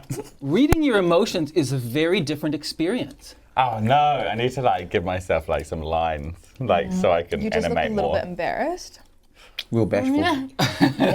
Oh, you Well, I'm gonna have to emote Like, he- harder. I'm gonna have to emote even it's harder. kind of scary when you're looking at us and describing something scary because your you bright are. blue It's eyes an just emotional go change. through and I'm like, oh, Yeah. Your eyes stand out. really, Yeah. It's like quite a prominently, yeah. emotional change. Exactly. So I could. Beneath naughty. Naughty. Can't attach it to myself. So, Past the Meeple and Lady Maurice agree with you, Sully. They say all the chocolate, and the acceptable amount is how much you is it can not eat gonna work before this thing becoming here, sick. It's the last one. Oh yeah. Let's see if Oh, I can could it be have me? here. Yeah, just everyone make sure it's fastened to something. What if I put it on the ground? Sorry, guys, we're just checking out. We don't want to have audio issues in the Someone's thing. being a naughty Micah. Yeah. And Chav Hunter says a whole Toblerone. Oh. But that can be like the ones that you get at the airports, right? Which are this size. I always thought that was the standard because I never saw a small Toblerone. It was always a big Toblerone. The only reason why I used to like one of my mum's boyfriends is because every time he'd come back from Australia, he'd bring huge Toblerone. And he was Australian as well, so he'd always get rid of his coins. He'd be like, oh, these shrapnel coins are so annoying. And to me, there was 5 $2 coins in there. I thought I was rich. So exciting. Nice. Cool. Hey, well, I hope everyone is having a good Halloween. And I think we should probably get back into it, don't you think? Okay. Yes, please. Yeah? Yep. So, we about to catch us a dog. Tahi, Rua, Toru, Fa. So, where we left off is that you're in the rain looking up at the castle. Urahain is dead. Svella is dead. Nimrod looks out to the ocean one more time just to see if that boat, that she's trying to recognize the boat from her vision of Tila, see if it's been like parked near the castle. You cannot see a boat that matches what you think you saw. Yeah. All right. Let's go. Yeah. Okay. Where are we going? There. It's up at the castle. All right. This is a bit embarrassing, but can we just make a quick detour? I left Bok Bok behind because I thought we were getting into a fight, but I need to make him be with me for a bit. I thought the point of the box was that it was like, could take a hit. Yeah, but I still get worried. I'll try it like maybe with you in like our sparring training times. Did you leave him down by the wharf? By the custom house. You'll be safe there while we tend to this problem. Or I can get him. And then Sully, like springs. Whoa! Yeah. Oh yeah, fast boy. Are you back already? Whoa! Whoa! Oh, that was amazing. I didn't get Bok Bok. Shut up. Yeah. Cool. We should go to the castle. Yes, Bok Bok's back. So there's 6 of you. Rom, Sina, and the 4 of you. And Gallant? Oh, Gallant, and 7 of you. Gallant. Okay. Heading up the road. Unless there's anything else you're particularly wanting to do on your way up. Some shopping? No? Ha-Kapella wants to look quickly at Sully and just say, hey, that's a pretty cool bow. Oh. Do you think I could borrow it? My light crossbow's a little bit thank. Oh, yeah, totally. Here. Look. Oh gosh, it's just a little bit longer than me. There's one thing I know about you, Ha-Kapella, is that you like shining things. Yeah. I think you, Urahain and Svella, would have been somewhat similar in that regard. Oh, we did have good taste in loot together. So, so here. I know you don't always see eye to eye, you guys, but... Because you were down here and they were up here. That's true. Yeah. But I thought I'd honor Urahain by putting this to good use. You know? Is that what you were thinking? Yeah. Yeah. I'll take good care of it. And looks back at the burning body at Urahain and just... All right. It annoys me more knowing that we won't see them than knowing that we will see them. Strange. Yeah, Nimrod, it's... I don't know, it's hard to let go of people. Well, it's hard to say goodbye, you know? And I don't think you realise how much people mean to you until they're gone, so... Nimrod just like slowly brings out the contract and she just says, can't. She tries to reword it. And like not allowed to say goodbye on the contract. But she just doesn't tell anyone that she wrote it. She was making some amendments. Okay, let's go.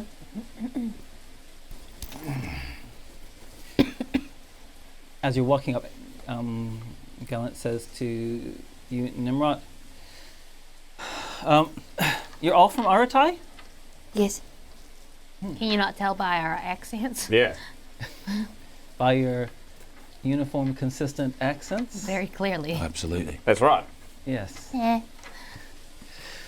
Ah, well, I wish I could have welcomed you to Corda in better times. There's no better time than this. We're glad to have met you. I don't know if we would have met you if it wasn't That's true. this time. Honestly, when is a good time? Yeah. You know, whenever is a good time. Is there something that you want to say to us? No, just trying to get to know you better, that's all. It's nice to get to know you, you know. Now that we've lost 2, it'd be nice to bring someone else in. Yeah. Yeah, it was good. It was good. Okay, so you reach the castle. A couple hours have passed. It is now late afternoon, but it's dark. You know, it's because of the oppressive clouds overhead. The front drawbridge of the castle is down. There's a guard, 2 guards, seeking shelter from the rain just inside the castle gate. The portcullis, which is the spiky things, is up. It's a straight walk straight into the castle. All 2 goes there. Taylor. What? Gallant, could you give us a hand with this one? Yes. He steps forward. Hi. Hi, guys. It's just me. I made some new friends. There you go. You see it. We saw a beast, actually, climbing the walls, and we've come to just investigate, really. And they say, don't know what you're talking about, but okay. We have every reason to believe that this thing could easily escape your surveillance. They could kill everyone that you love. Are they holding golden weapons? No, they're not holding golden weapons. Nimrod just looks over to Sully and asks, was he always a wolf? Yeah. Well, a wolf on 2 legs, you know. So kind of like a person, but mostly like a wolf. Is there anyone very hairy in this castle? Very hairy. Not particularly hairy. Beards? You mean like having a beard? Like a beard, but like the whole face and shoulders. Hands and feet. Yeah. Everywhere else. Not the palms, though. I don't know what you guys are talking about. We'd like to investigate. Galen says, "Can we just come in?" Yeah. And they say, "Yeah, okay." Such a chill castle. It's like, why would it come here? The Lord and Lady are about to take supper. You think there's a threat? Stay here. I'll go tell them that you think there's a threat. So just clarifying, this isn't the same castle that. Is this the same castle that Tila has once took over? Took over? Yes. So this is the same one, and there is a lord and lady still. You didn't kill them. Cool. Belly of the beast. Wait, are we about to fight Tila? Oh God. But he's not here, right? Did you sense anything? No, I can't sense him here. After a couple of minutes, you are invited by the same guard, and the new guard says the new lord and lady of the castle will see you.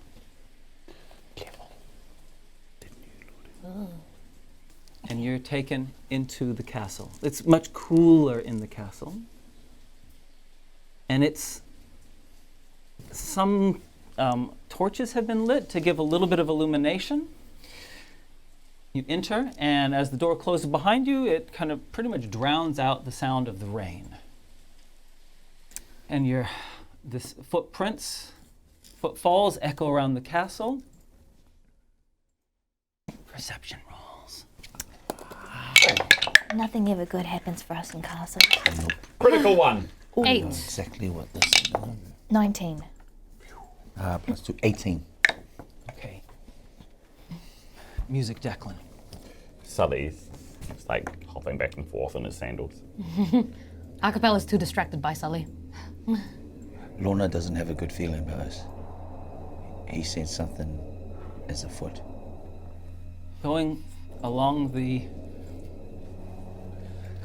corridor. It is really quiet in this castle.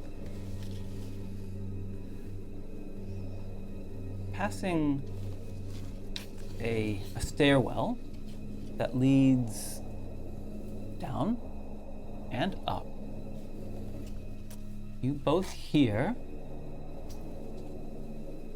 chanting sound.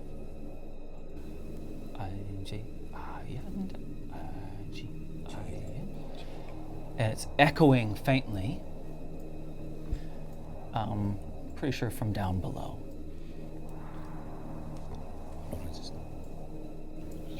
And the guard who's taking you, who's wearing a black cloak, you know, and the livery of Corda, takes you into the grand hall, which is being set up for supper. There's a large fireplace which has been lit, and the lady of the house is there. She's she's got big eyes, and she turns to you. I think fretfully would probably be the right term. Turns fretfully to you and starts walking over towards you. Sully says to Nimrod, look, we have no idea if these guys are Tila lovers or not, so just...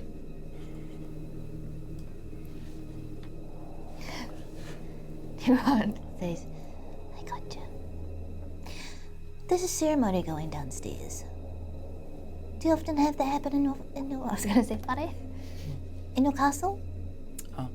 It is important to, have the place blessed. No, there's no magic going on here. Can we check it out? No. It would be impolite to interrupt their... On a scale of 1 to Tila, what gods do you worship? I am the lady of the house, she says. She doesn't sound like she's convinced about it, though, to be honest. And I have not allowed you to come so that you can interrogate me. I'm just asking questions. Where is the lord of the house, your ladyship? She looks towards a doorway, and perfectly timed. And a man starts walking, opens the doors and walks in. And he looks like his natural disposition is to be quite a differential kind of man. Those that have watched our episodes before and haven't seen the flashbacks in which Tila spoke to a differential man, this is that servant. Anyway, so he comes in, and there is no doubt at all that his hair is wet. His clothes wet enough that the shoulders of his clothes are damp as he hurries into the room. Been out in the rain, have you, my lord? Yeah, it's quite a storm. Glad you got back inside. Yes, I was just checking the troops from the parapets to see what could be seen from above. Nimrod scans the body for any injuries. Okay, go ahead. Either perception or medicine, whichever you're best at. Sully then remembers. 16. Yep. Sully, you remember? But he doesn't want to say anything. Okay. So he kind of does this at Nimrod. Nimrod sends a message. What? Oh, is that? Thank you. Okay. This thing can heal itself. The wound's closed as I pierced its flesh. Hey. He does have an unusual wound. He has, it looks like a fairly fresh scar on the back of his hand.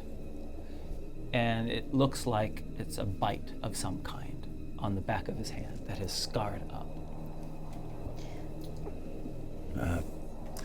My lord, my lady, I do not know if you know this, but there's a pack of wolves that have run rampant in your city of Corda. Do you know anything about it? The Lord and Lady exchange glances to each other, and the Lord says, "We have it under control. You may leave." Oh, well, are you aware that there is a big wolf man of sorts that is now somewhere in this castle that we witnessed, jumping on top of your roofs and flagpoles and whatnot? He also killed 2 of our friends. We just want to make sure that the Lord and Lady and everyone in this castle are safe, and we need to find this creature. Thank you very much. Perhaps you'd like to have some food with us while we discuss this, and you can tell me all about where you saw them, so I can figure out how many troops to deploy. Please, come, have a seat. It's drafty, would you please close the doors? And a servant nods and closes the doors to the thing, and he beckons to the table for you to have a seat. Nimrod is staring at the lady. She doesn't kind of want to meet your gaze. She just sends a message into her head. Mm-hmm. Don't be alarmed. We know what it's like to be cursed by the gods. Nod your head if you're in danger. She nods her head. Is it the Lord? She can speak back to you, can she? Yeah. Yes, if I send her, she can reply back. Then I just have to send it again. She says, "It is the Lord, but it is all of us." Oh dear.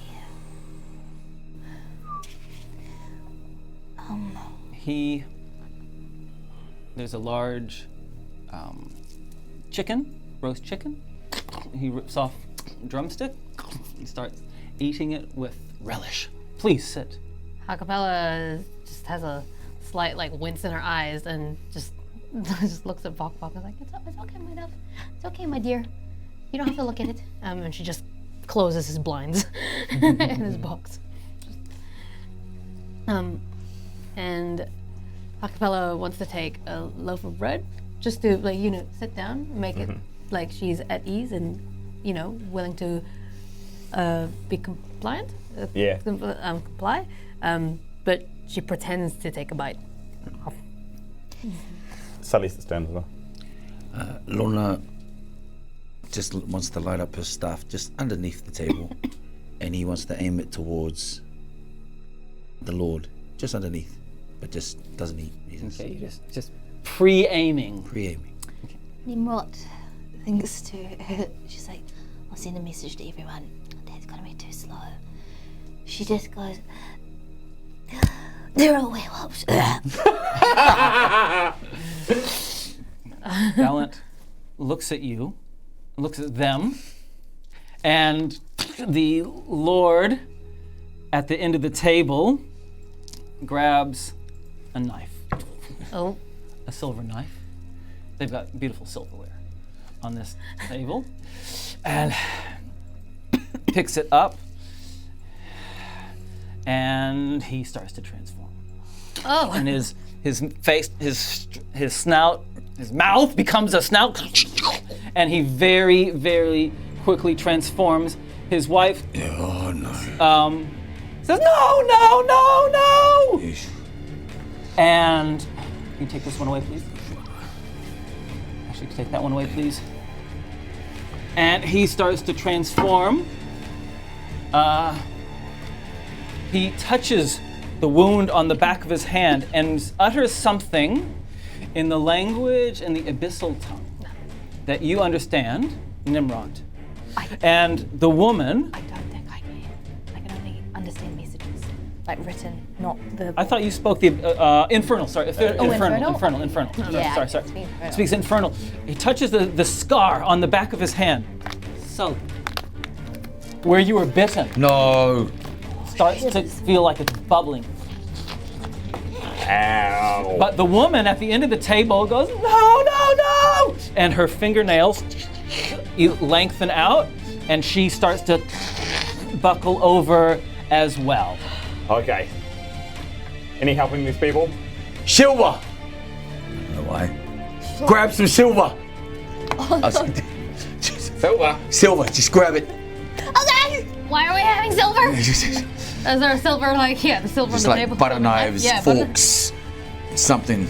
Nimrod just like flings a silver knife towards the like big werewolf, the Lord werewolf. The Lord werewolf. Okay, you throw it. Make a throw roll.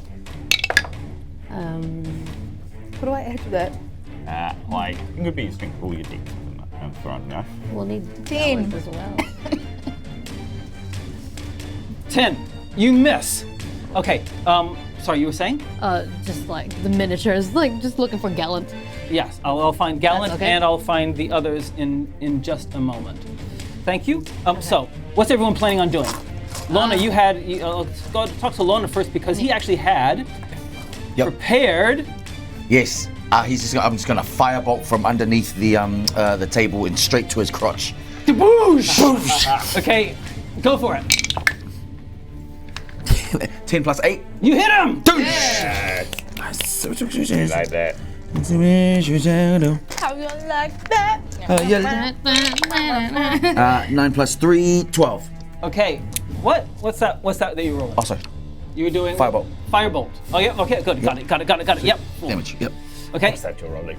Thank you. Now we go to the beginning of the round, and the werewolves are faster than all of you. Aye. The one werewolf doesn't get to go, but the man does. He picks up Alpha. the mailman. The mailman in here. alpha. He's got some messages for us. Doesn't say that. It freaks out. Who let the wolves out? He gets 2 actions. The first one is he upends the table whoosh, to create some barrier. Whoosh, the second table to create some barrier. And the second one is he dives on Evens Ha-Kapella, odds Cena. Evens Ha-Kapella. He drives on you and sinks his teeth into you. And he rolls a 17. Dang it, he bites. Roll a Constitution saving throw. Yikes. All right. Con save. Na na na na na. Con. And what'd you get? What did I get? I didn't even look. You picked it up? Okay. 16? 16, great, thank you. And you take 12 hit points of damage. Ooh. Okay, great. And this is our friend Gallant. Okay, Ha-Kapella, you're on. As Ha-Kapella gets bitten, she's like, yeah! She like pushes his, like tries to get away from his grip and then casts greater invisibility. Nice. And vanishes. Thank you. Love that. And as a bonus action, oh wait, no, she can't, because it's a spell. Never mind. I love that. Okay, Lona. Lona wants to just step away. No, not step away. He's just gonna turn and lightning strike. I'm gonna just take this down because it just obscures vision, but we know that it's there. Yeah. Okay. Lightning. I think you do. I have to make a dexterity saving throw. Yes. Okay. You just rolled the damage of 9d6. Oh yeah, here comes some more, buddy. I'm gonna take some from you, Nimrod. Get him. Bam. 2, 3, 5, 6, 7, 8. 9. Oh. Let's go. 5. Let's say 10. 21, 22, 23, 24, 25, and 25 plus 6, 31. Oh. Wow. I love that. Okay, thank you. Sully. Sully jumps up onto the table, kicks, just tries to kick his cover down. You know, just goes boom, kicks the table. Either tries to explode it or just like kick it over his head. Cool. Sends it flying across the room, and then once that's gone, he strikes with his spear. Hiya! That is 27. Easy. Great. Then here comes 9 points of damage. Wow. Yeah. Ouch. Yep. Yeah, and then as he stabs at this guy, he looks sidelong at Nimrod. He's like, "Is there anything we can do for these people?" I'm sorry, I'm too weak. Too weak. Okay, Nimrod looks at the 3 closest homies to her, the 3 closest werewolves to her, and she uses Scorching Ray. scorching ray. Well, the lady who's turning into a werewolf is the closest one. There's 2 werewolves. There's the guy, the lord, and the lady. Okay, I'm gonna go for all 3 of them. And I look at the lady and go, I'm so sorry. Okay. Okay, so that's a fail. That's a 14. 14. No. Oh, that's a good one. 17 plus 6. Okay. Great. So one of them towards 5, 6, 7 points of damage towards the big guy. Okay, so the big guy, he gets hit with fire. He's been hit with lightning, he's been hit with fire. Maybe if we take down him, she uses her bonus action to say, maybe if we take down the big guy, then he's the one controlling the curse. Gallant says, good thinking, Nimrod. Moves around the other side. Nice. And attacks. Advantage. Okay, right. Does he get an advantage? He's flanking. Yeah. Boy, Sully is up on the table. Bad table manners. Rum gets up there as well. Rum attacks as well. Everyone's attacking. Uncle attack. Okay, cool, great, hits him. Douche. Let's see the damage. Ooh. Okay, and that's the good guy's done. And now it's their turn.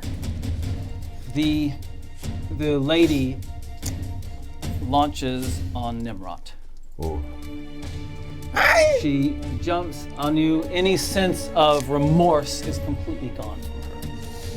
And she sinks her teeth in and scratches and claws you.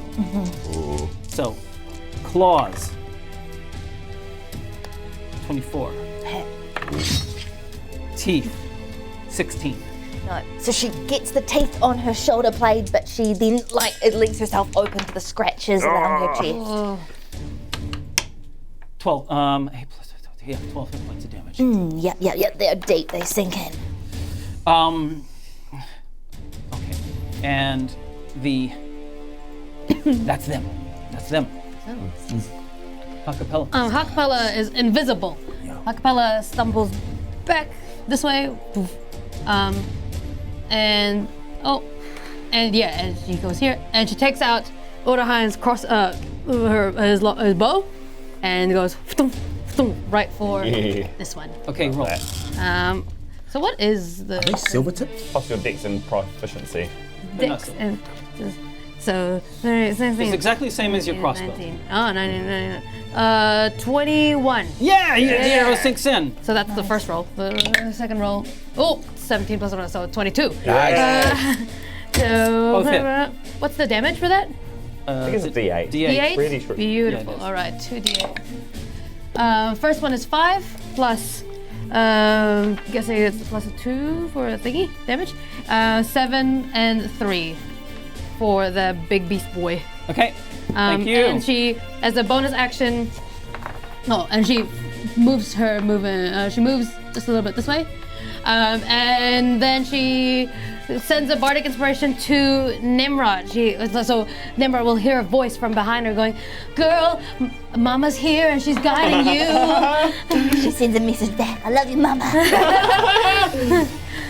Lona wants to grab a fork, a silver fork that may be on it, and he's just gonna go 1, 2, and just wants to stab it into this thing's chest. Lona makes a melee attack. Please.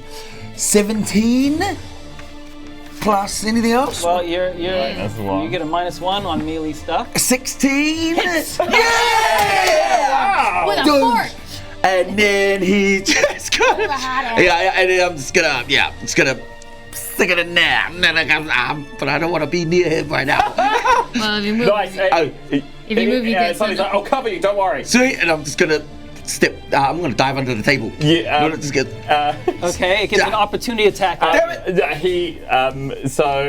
This has happened before, but Sully's like, no, don't move yet. Okay. Yeah. So he's not gonna move.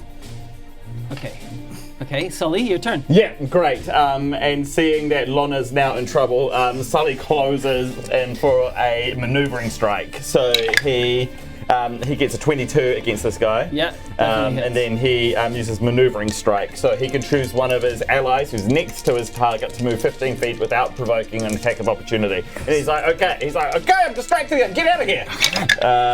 And he scores 16 points of damage. You can move 3 squares. Okay. 1, 2, I'm right next to Ouch. you. Hey, you bump into me. The werewolf is looking very bad. Yeah, and then Sully kind of like wavers for a second. He doesn't know why he feels compassion for this thing, but he strikes again. It's a 12. 12 misses. Yeah. Nimrod. Oh, she looks at this lady and she goes, just please hold on. But she just feels the anger rise into her hands. And as she feels the thing, she just latches onto her shoulders and inflicts wounds. But she tries. 21. You grab her. Great. I think it's D10. D10s, 3 D10s. Yes. D10s. Yeah, 7. 8. 19 points of damage. And then she just uses her kind of bonus action to like kind of shove away from her. She's just trying to get some distance, so she tries to, Okay, the damage that was done to her last time? Yeah. Completely healed. You sneaky mom.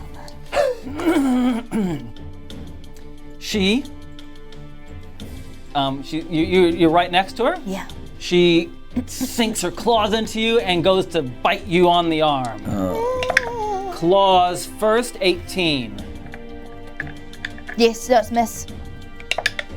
And teeth, 11. Yep, she manages to grab her hands, and while she's kind of like looking at the wound, she goes, don't touch it, stop it! And she sends flame straight into her eyes and she hellish rebukes. 9, 10, 19, oh gosh, oopsie daisies.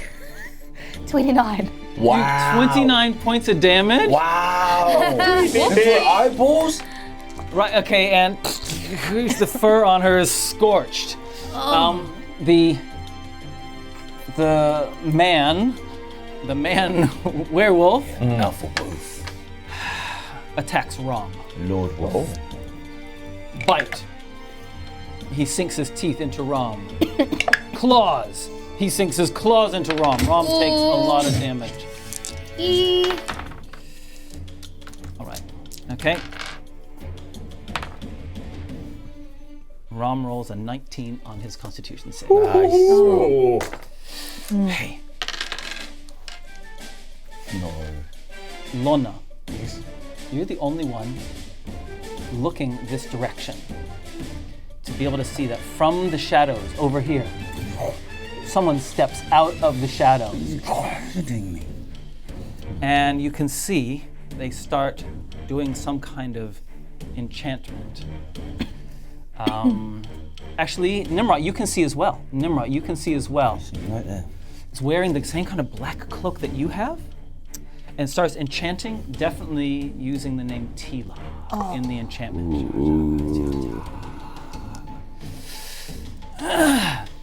Sina does a ray of frost for the thing in front of her. hits the werewolf. And the werewolf falls dead to the ground.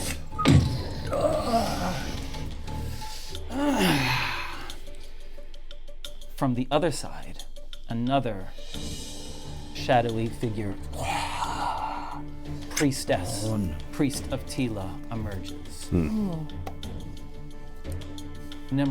Ha-Kapella. Can Ha-Kapella see that one? Yes, you can see this. Well, Ha-Kapella can see this one. Ha-Kapella is still invisible, and she moves here. Lona.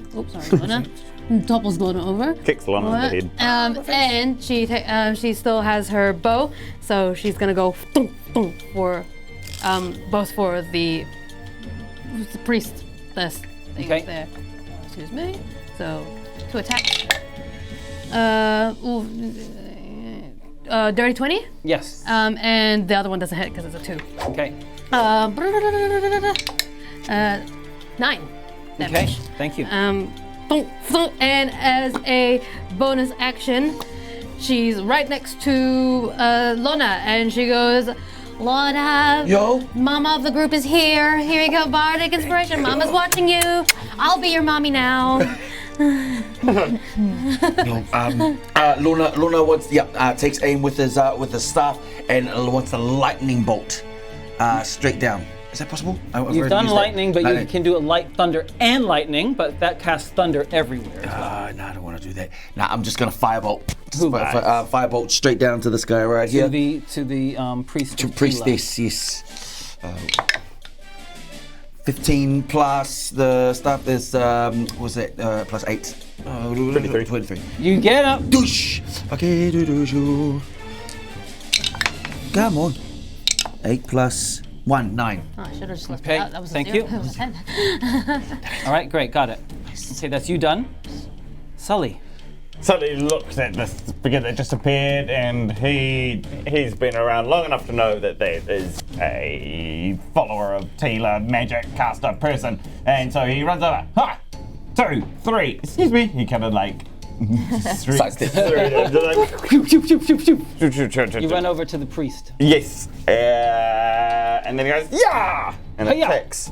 I used one of my superiority dice then, and I critical 1. Ooh. You missed badly. Can you roll it again for me, please? Yes. 4. Ooh. You missed badly. I'm sorry. You lose control of your spirit. Clatters on the ground. You can he shoves, but it just ends up planting in the wall, and he's like, oh gosh. So he leaves his spear in the wall there, and he just goes bang and uppercuts this person with a 18. 18 hits. And then I think this is a 1d2. Yes. Cool. So that is 6. Oh, sorry, 5. Thank you. Smash him, Nimrod. Nimrod instantly sees the Tila worshipper, and her just pulse starts pulsing. And she can feel the veins just like protruding, but she feels so good about it. And she just like bears down her shield, and she sprints, and she kind of shoulder barges this werewolf out of the, well, she tries to just run basically towards this creature. And as she gets right into her, she kind of like tries to shove her into the shadows and puts her cape on at the same time. Kind of just, she runs, puts it on, and then just like tries to grab her. Okay, as you run past the werewolf. Yeah, go on, bring it. She claws you, getting an 18. Miss. And you, okay, make a roll to see if you can basically tackle this person into the shadow. Great, 17 plus your strength. 18, 19. Yeah. Ooh. Okay. Get it, Nimrod. Oh my gosh. You've not used this cloak very many times. No. You throw into the shadow, and what happens is you go through the shadow passage that this person just most recently used. And you find yourself funneled into another room. Ooh. You find found a secret room. Sorry, Jason. I'm moving things around a little bit. Jason's our vision switcher, and I've just moved the whole field on him. Meanie. You find you in a small room, and chained to one of I don't have is a strange creature, a blackened creature, kind of. It is chained and it's kind of wolfish. It's got fangs that are large and protruding, and it smashes against the chains as you guys appear in this room. You get a sudden, it's dark. Your dark vision allows you to see. Otherwise, there is no light in the room. Okay. Meanwhile, the priest of Tila in front of you, Sully, sidles around you. 1, 2. Still not allowing an opportunity to attack. And summons the power of Tila. And a ripple of, of confusion goes through the room. Damn it. 1, 2, 3, 4. All of you, everyone, make a wisdom saving throw as reality kind of bends. It's hard to see where you are, what's going on. That was a 1. But it didn't fall into the 9 round thing. Okay, inspiration. Oh, no. Nice. Inspiration. May I? Yes, I may. Nice. Because that is awful. Oh, God. What'd you get? Another 1! She got a double Another one. one. I got 2 2s. What? Oh, God, that's really bad. Inspiration? Yes. Inspiration. You're gonna roll the same thing again. Don't worry about it. Come on, 20. Something. That's even worse. I had an 11 before, I got a 2 now. Cena, Rome, come on. And Gallant. Oh, God. Gallant. Someone has to come to the party. Natural 20! Let's go, Gallant. New friend. Woo! Get him, Gallant! Wrong. Come on, Unk. 3. Oh. Cena. 1. Oh, my God. Oh no! I'm gonna roll it again. The squad is not doing so good. The only one that succeeded was Gallant. Gallon, now he finds out. This is what Gallant. He's not just an extra. We need him, what's his face, to just come through. What was it? Garen does have an Your biggest extra, fan? he has a, he's got my Holy symbol. He's got your holy symbol on him. I don't know if that helps. Sure. Okay, you guys need to. Yeah. Right. Yeah, right. Okay. I am confusion. You are all confusioned. I just want to specifically look up the rules for this to see whether it affects you at the start of each of your turns. Okay, start of each of your turns. Thank you. That's what I needed to know. Well, That's all of them that's gone. You're too confused to see that the wounds on the werewolf who's dead start to close up. Oh my God. This werewolf behind you, Goodness sake. the female werewolf, comes over to you, Lona. Sorry. Try me. Whoa. 23. I don't think he wanted to try you. I don't think he wanted to try you. She sinks. And a 23.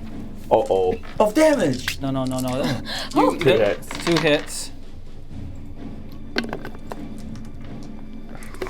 20 hit points of damage. Make a Constitution saving throw. Oh, my God. Come on, buddy. 12. Do you get to add anything onto your Constitution save? no. No, No, you don't. I don't. I got 0 Constitution. 12. Okay, excellent. I want you to write a little W on your character sheet. Oh, no. I know where you are. Sully. So whose turn? No, Lane, you're first. It's my turn first. Roll a 10-sided dice. Oh, yeah. Damn it. There's one. 8. 8. The creature uses action to make a melee attack against a randomly determined creature within its reach. So I have to attack someone? You have to attack someone within your reach, and that will either be... That will be Lona. Wow, okay. Let's hope that I'm just gonna go for a punch. And I'm like, bad guy. And I'm a 12 plus 3. 15. 15, is that your AC? Yeah, it hits. 14. You just feel an invisible punch. But I can't reach your head, so it's actually more towards you. D2 plus your strength. D2 plus my strength. D2 plus my strength. That is a 2 plus 3. 5. You okay, Mon? You got a bit of a cough going on. Uh-oh. Yeah. Lona Now, just like wait. buckles down. It's like, oh, where did it come from? Ha-Kapella. Yes. Roll your wisdom saving throw to see if you can shake off the confusion. Wisdom, come on, wisdom. 16. It clears up, and you can see you were under some kind of enchantment. Oh, not that again. And does she have anything left? No, she's That got was her your action. No. You can move if you want. Bonus action. Mm-hmm. Bonus action. She does counter charm. Perfect! So for this round and the next round. Okay, And she counter goes- charm. That means everyone gets advantage on their save. Like, she'll like she's invisible. She's gonna run around so like her voice isn't traceable. She's like, "Mama's here, everybody! Mama's here!" And then she just jumps onto the table, but invisible. Lona.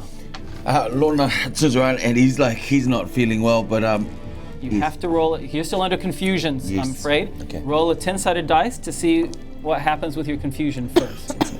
Yep. 2. You cannot take any actions at all this turn.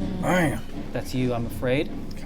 But the counter charm that Ha-Kapella did means that you can try to break off the effect. So make a wisdom saving throw at advantage. Yeah. Okay. Okay. You've got bardic inspiration. It's a critical one. But How is that possible? 2-1. Two critical Snake ones. eyes. Oh no! How'd you get snake eyes? I don't even know. Is that I'm going to say that is such a monumental fail that while this priest of Tila is alive, you cannot roll again. I've been cursed. You're confused. Oh my. The rest of this encounter. Lona's like. Is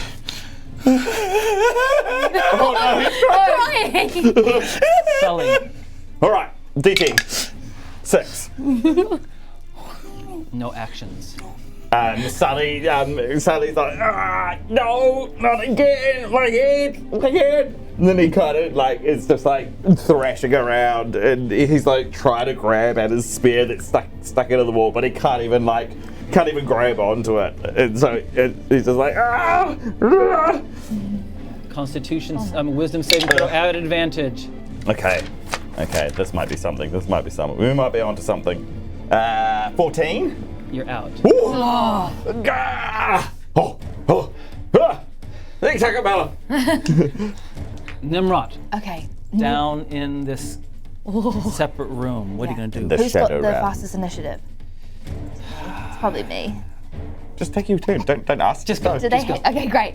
Okay, so Nimrod knows exactly where the beast is. She's gonna use the darkness to her advantage. Yes. She uses her new cantrip Thorn Whip to conjure an imaginary whip towards the woman, and she's gonna try and slide her over towards the beast. Ooh. She Okay. takes 1d6 of damage from the Thorn Whip, 5 points, and then she just flings her straight into the beast's mouth. Now, what happens? Is it an attack roll Do they or have save? do they have to save or anything like that? Yep. Good question. 1d6 to you.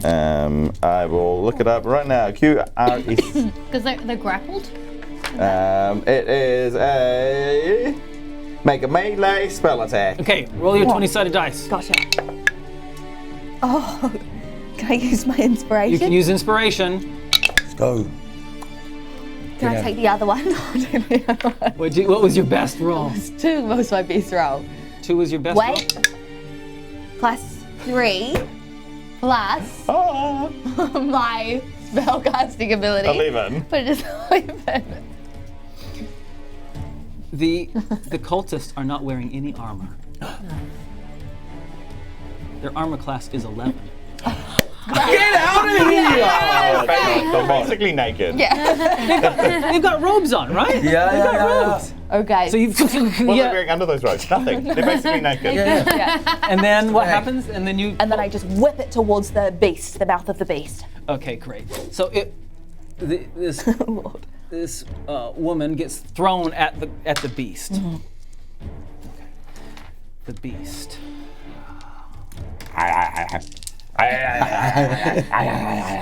Sinks its claws and it sinks its jaws into the priest. And as it does so, you see fur just kind of start. Eek! What have I done? Hey, I would like you to make a religion roll. How religious. How religious am I? +5 religious. Dirty 20. This creature Very religious. is the source of the contagion. Okay, yeah. Yeah, Nimrod knows. Nimrod can sense the So there's the curses, right? You've studied curses. Yeah. And I can see from the instant of infection and how quickly it's spreading. That it has to have come from someplace. A curse, you say? It's a curse. Hey, this priestess of Tila that's in the clutches of this creature tries to do a sacred flame at it. At the creature. That it's got its jaws on her shoulder. So the creature gets bathed in like undivine light, kind of black with gold flame. Cool. Kind of rains down on this creature, and this beast hisses and growls at it. Meanwhile, back up in the other room. Yeah, what if it's nice? The fallen werewolf is still fallen. The wounds are slowly knitting together. Lona. She attacks you. Lona at this time, just in his confusion, looks at the she-wolf and like pictures Cena and he's like, and like full on wants to make out with her. In this panic confusion, your first instinct is to make out with someone. Hey babe. That makes sense. Okay. Well, I'm sorry, buddy. Does she give me a Frenchie? No? Bit of time. Uh-oh. Holy mother Oh. of Jews. What? That was unfortunate. She bit my tongue off, didn't she? 27 points of damage. Lona literally just as you go, it just feels. Oh, you're not seen that. Oh, I don't. And then sinks and flops down and dead. This, and then this priest of Tila takes out his poisoned blade and stabs it into Cena's chest. Oi, not Cena. He hits. Oh no. Okay, she doesn't do too bad. All right, thank you. Oh, and speaking of Cena, it is her turn. And she does the same. She gets out of there. Is she confused? Oh, she's confused. Thank you so much. I really appreciate that. That's really helpful. Fair and square. She takes no actions. Oh. Rom attacks a random creature. He attacks your new friend. No, not Gallant. Oh. Attacks Gallant. Oh. But misses. Ah. He has 2 attacks. Ah. And he hits the second time. Ah. Gallant ignores it and attacks the priestess of Gallant Tila. knows what's good. Yeah. And one goes wide, but the second blow he stabs the priest of Tila in the guts. Ooh, with a very impressive blow, and this goes down. Nice. And is gone, and is dead. Suddenly, the confusion in your mind is gone. Stay out of there. Ha-Kapella. Ha-Kapella wants to jump off the table and attack the lady wolf, but because she's invisible, does that count as a sneak attack? Yes, it does. Yeah! First attack with her battle axe. So she puts away bonus action, puts away the bow to get out the battle axe. Don't wait. 14? No. No? Oh, well, she lands. Like, damn it.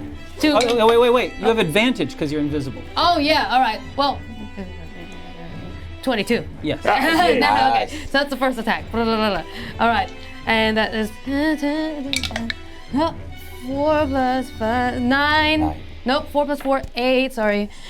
8, and then second attack. Oh, thank you. Second attack. Not hit. No hit. So she just hits the first time. And from behind her, she goes, heal, Lona! Nice. Not today, heal! Well, what is it? 2. It's a 2. 2 plus 2, 3. 5. Oh. Heal, Lona! Lona, you're up. Yeah, Lona's. But you don't feel very good. Yeah, I don't feel really good. Let me just explain what the sensation is like, and then you're on. So where she bit you, there's like a fire going inside you. It's really hot, burny, breaking out in a sweat, and it's just kind of rippling through you as your blood is pumping it through your whole body. Yeah, Lona really doesn't like this feeling, and he looks at the werewolf lady, and he's just a bit too weak to take any action. He's just But then he firebolts. You got us good there. Not gonna lie, I had us in the first half. You got us good there. He firebolts her in the face and bah! 14, and can I add my... You're gonna hit anyway. Okay. Add that to the damage. Okay, sweet. And damage of... Firebolt, see? Yeah.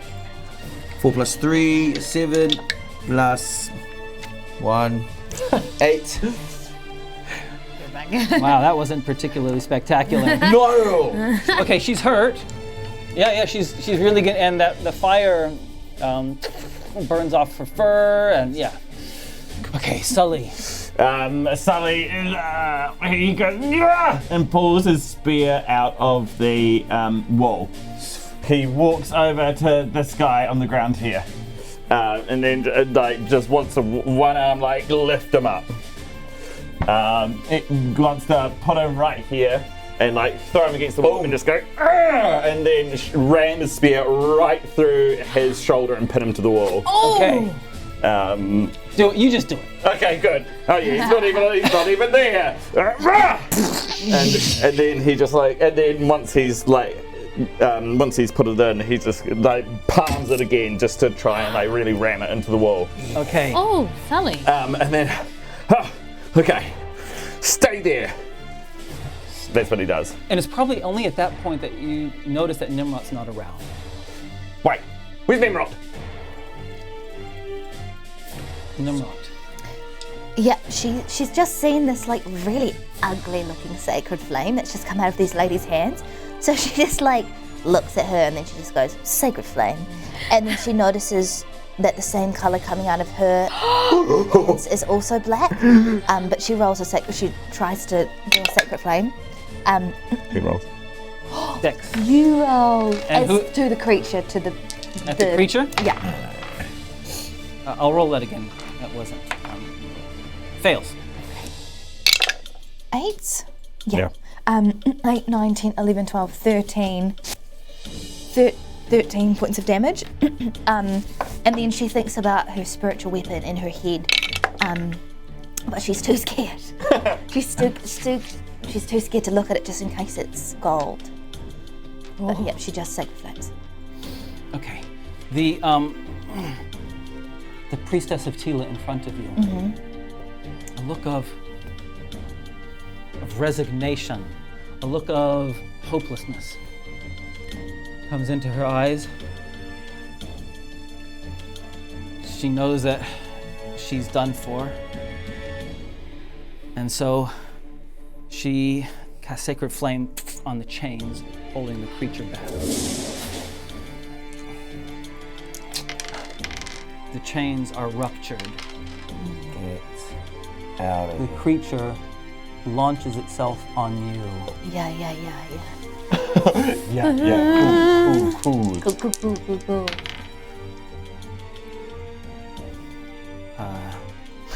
18? Miss. Oh. I kind of grab the creature, so we're high-fiving in midair. Yes, nice. And a 21. That hits. So I've got the creature by its paws. Great. And its teeth sink in. Okay. This is not, you can, as you're holding this creature, Yeah. It's reminiscent of those nukaks, those cats that could go in between shadows. And having your shadowy cloak and this creature of shadow, a creature that has been created by Tila. Yeah. You feel a strange shifting of the plane of existence in which you are. And you feel like you are falling through the floor, falling through shadow. And a vision appears in front of you of a golden-skinned man who says,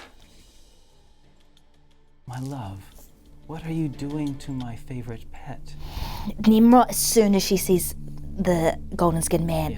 You're in this kind of artificial world of just pure blackness. Yeah. She quick, as fast as she can, tries to wrestle for her knife, and she just tries to slit the throat of the beast. She just, as soon as she sees it. Go. Attack.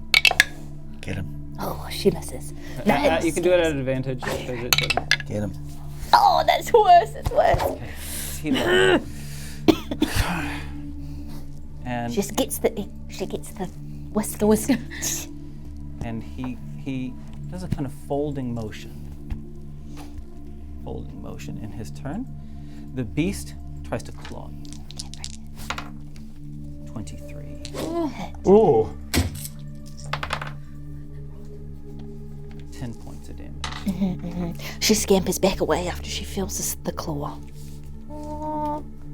Nah, she stays. Okay. She stays and she starts against the creature. I'm just going to stick with this encounter for a while, then we're going to come back to the castle. Okay. Okay, Nimrod, your turn. I'm just kind of looking towards the creature. I'm seeing if the creature feels like it's going to attack. It's going to attack. Okay, great. Great. Okay, how far away am I? You're right up next to it. Right up next to it? Okay, I'm just going to... I can't, do a range attack spell, can I? Because I'm too close. Step back, it'll get an opportunity attack, and then you can do a ranged attack. Can I, if I see it go, can I stick the flame down its mouth? Sure. Okay, great. Okay, so you wait for it to attack. And then as it attacks, you get to shoot first. Nah, I'm just going to reach out my hand towards it and try to inflict wounds on its nose. There you go. Yeah, that's it. Oh. 5 plus 6. 11. Oh. And then I'm just thinking about my bonus action as well, so I just try and think about my spiritual weapon one last time. 19. That hits! Right. Nice. Thank goodness. Okay, so I try to send this my spiritual weapon up into the air. I do notice that it's gold. And then it goes, I want to plant it straight in the middle of its head. Okay. Great, okay. D10 plus was. 6 points of damage. Gentle. Okay. This cat thing isn't looking very good, to be honest. My bonus action is to hit it again. And it kind of starts moving back from you. It disengages. Tila still doing this folding action. Meanwhile, back. No, actually, no. We're gonna stick. Well, let's finish this scene. And behind Tila, the darkness lessens, and you can see it's almost like this artificial blackness of that you're in is fading from behind him towards you. The cat has stepped back from you and then launches itself on you. 13. I just basically, I get my shield and I just skim it underneath its feet so it goes here. Yeah, it misses. And behind Tila, the blackness goes, and then Tila, and then within a second, you and the cat are in the Aratai Palace.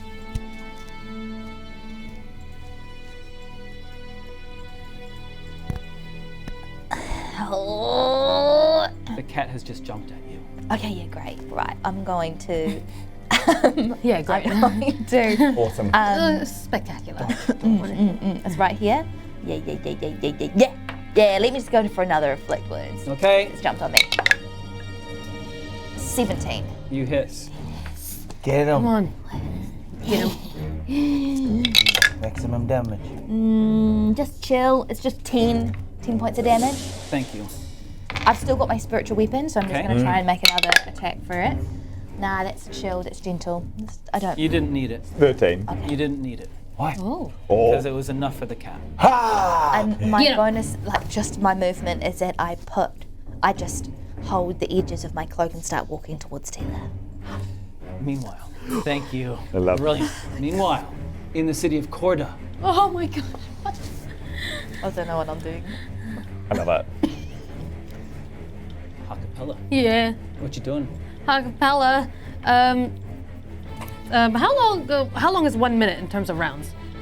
It is 6 or 12? 10. 10. All right, cool. I'm still invisible then. And wow, that's crazy. I'm still invisible. Still 1 minute. She's still holding on to her battle axe, and she goes for another. She moves this way, behind the wolf. Still invisible. Goes. First attack. Still sneak attack. Yeah. Yeah. She can't see you. You get advantage every time. 18. Yeah. Yeah. All right. That is a 3 plus 4, 7. Okay. And then second attack, same thing. Oh, natural 20. Nice. Natural 20, so that's double damage, am I right? You bet. Yeah, all right. So that is 2 8s. Nice. 16. What up? Bah, Plus your bah, strength modifier. bah. 3. Nice. Yes. Your strength modifier is 4. 4. Is it? Dirty 20. Oh yeah, that's right. Oh, dirty 20. And you embed it into the. Yeah, and you can describe how she goes down. How you can describe how. The first one just attacks her her kneecaps. So she collapses, and as she falls onto her knees, I fully. Yeah, I'll like I raise it up and I behead her. So in hopes that she doesn't heal again. Oh my god. Yeah. And she doesn't even think about the lady and how scared she was. All she sees is a beast that momentarily killed Lona, and was just like, God, this thing needs to unalive itself. And Yes, and it falls to the ground. dead. And do I want a bonus action? Oh, as a bonus action with my prestidigitation, I'm just gonna put fireworks in front of it, just being like, ha, the witch is dead. Grim. And then I move off to 1, 2, 3, Okay. 4. There are no more opponents doing things. The other werewolf is dead, even though its wounds are kind of healing up. What are you wanting to do? Lona, Sully? Lona's just still trying to check out his wound, and it's not. Yeah, nah, it's not gonna heal. Ha-Kapella shows herself. She is no longer invisible. And she's like right in front of Lona too. Sully looks over at Ha-Kapella and he's like, "Where's Nimrod?" Nimrod. She looks around while saying, heal, Lona, it's all right, heal, buddy. Mama's here, heal. I don't know where she is. 4 plus 3, I saw her 7. vanish into that corner over there. A corner? Can't you? 7 HP. Oh, all right, yeah. Ha-Kapella like twists her ring and she just like tries to focus in. All right, everyone, shh, I'm trying to find her. All right, Nimrod, where are you? Come on, buddy. Yeah, she's in the palace of Aratai. Ha-Kapella just freezes, opens her eyes, and all you see is just her going, She did? Ha-Kapella. I don't know how to explain this, but Nimrod is... She did? She's an Aratai. In the palace itself. And I think she's not alone. What? Aratai? Aratai. When did she get Aratai? She went without us?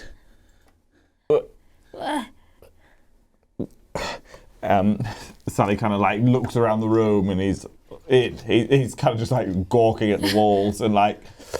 Is there a secret tunnel there? It's magic, right? Surely. Did you say you said that she fell into the shadows? She went for that other priest and just vanished. It's a damn cloak. Can it travel that far? He suddenly goes over here and punches the wall. Ow. Ow! 2 points of damage. Do I? I don't think that's gonna do anything. Did you just play the part of his knuckles just then? Yeah. Don't have time for this.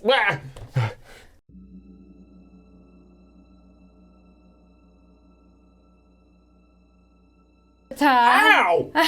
You punched the wall. Yeah, that's right. What do you mean? Like, so she teleported? How? I don't know. You're the magic ones.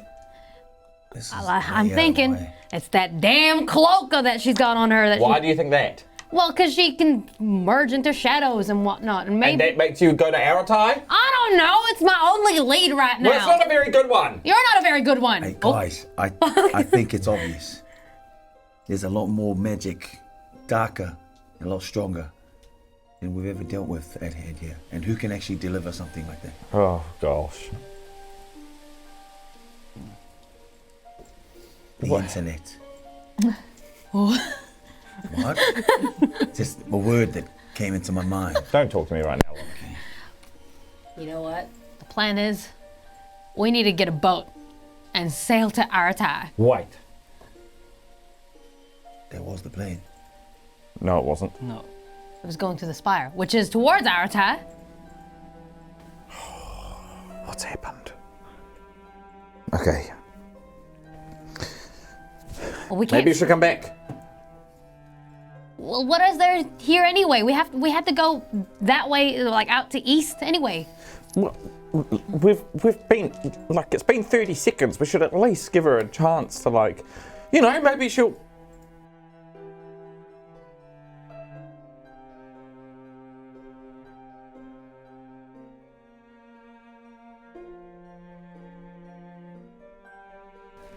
In the palace, the Lord, who is in werewolf form, who has been skewered into the wall, a change goes over him after about 30 seconds or something. A change goes over him, and he stops.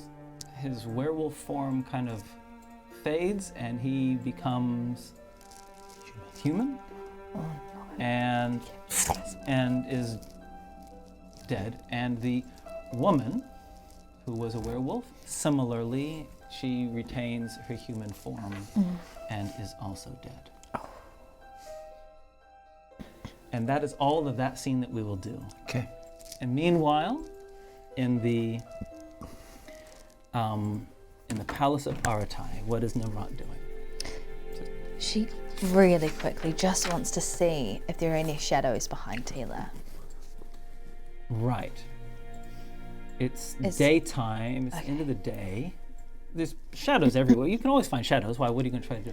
All she wants to do is one last thing. She just wants to she wants to pacefully walk towards him until she's about 30 feet away. Okay, yep. And then all she wants to do is, so good to see you again, my love. And then she uses Misty Step, and a silver shimmer comes over her, and then she Misty Steps right behind Tila. Then she brings her cloak over top of her head, and she grabs him, and she just pulls him into her shadow. Perfect. While she can feel the pulsing energy, so she's trying to use his power against him. Perfect. What? Pull him into the shadow. What? And we will end the episode there. Surely. What? Hey, wonderful. Oh, is that spooky? Thank you guys for hanging out, even though we had those technical problems. Was it technical though? Yeah. I don't know, we found some pretty crazy things while we were in the Shadow Realm. We provoked the ire of Tila. Yeah, someone in our crew is bleeding. Yeah, that was weird. That was so scary. Someone literally started bleeding in studio and we all went nuts. And then it was 420, but that's it. Hey, so thank you guys for joining us. Thanks to all our followers. Whoa. Thanks to our subscribers. Thank you. Thanks to all our Patreons. Thank you for sticking around. So, Patreons, what's happening with Patreons this week? Patrons, you're gonna get some music. Yeah, You're yeah. gonna be given some music, and the world builders, you guys who are subscribed to that world builder tier, will be having a building challenge for the upcoming mini series that we got going on. And as well as that, remember, Patreons, you get a discount in our merchandise store. Yeah, and if you you do. want a discount, well, why not join our Patreon? You got three tiers in there to choose from. Become a patron. But yeah. So But anyways, merchandise. Speaking of, it looks like this. There's a lots of different sizes. Oh.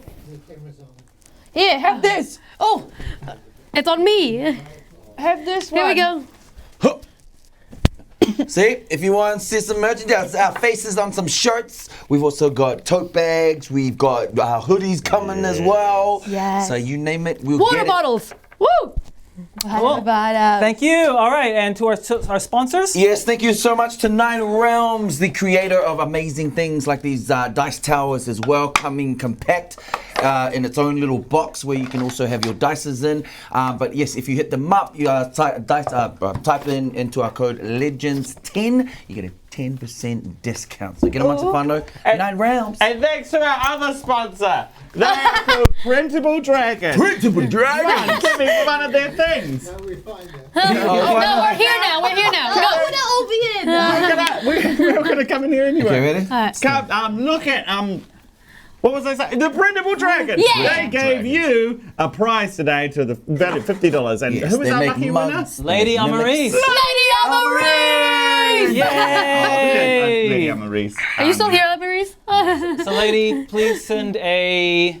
I'll be in touch with you through Discord, and we'll sort it out. Yes, we will. And hey, guys, you can have a seat because we're actually.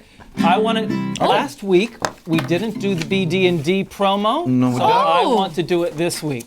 Okay. All right. Oh, here it is. All right. Oh, no, it's not. Oh, yeah, it is.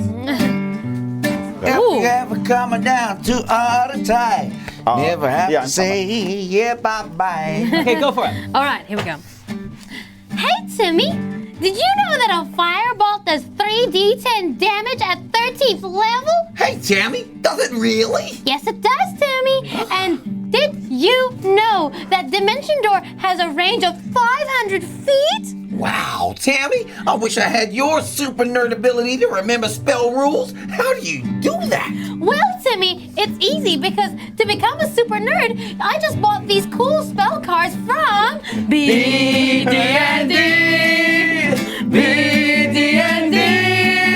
Hey, Tuma, want to buy an ice cream? Hey, Tama, no ice cream for me today. Hey, I saved up my pennies to buy another sit us with after. Wow, Tuma, did you know that BD&D is giving a discount to Dice Legends viewers? Well, real? I watch those guys all the time. Me too! Use the code Dice Legends at checkout and get a 10% discount. Man, that's choice says. Now I get dice and ice cream. Thanks to BD&D.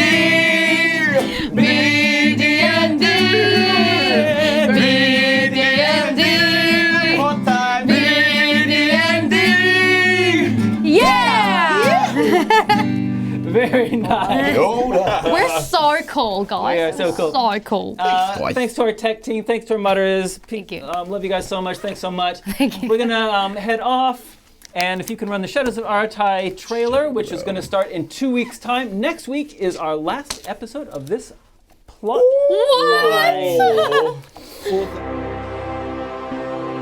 Amidst the wreckage and recovery from war, a new secret war begins in the alleys, docks, gambling pits, and sewers of Aratai.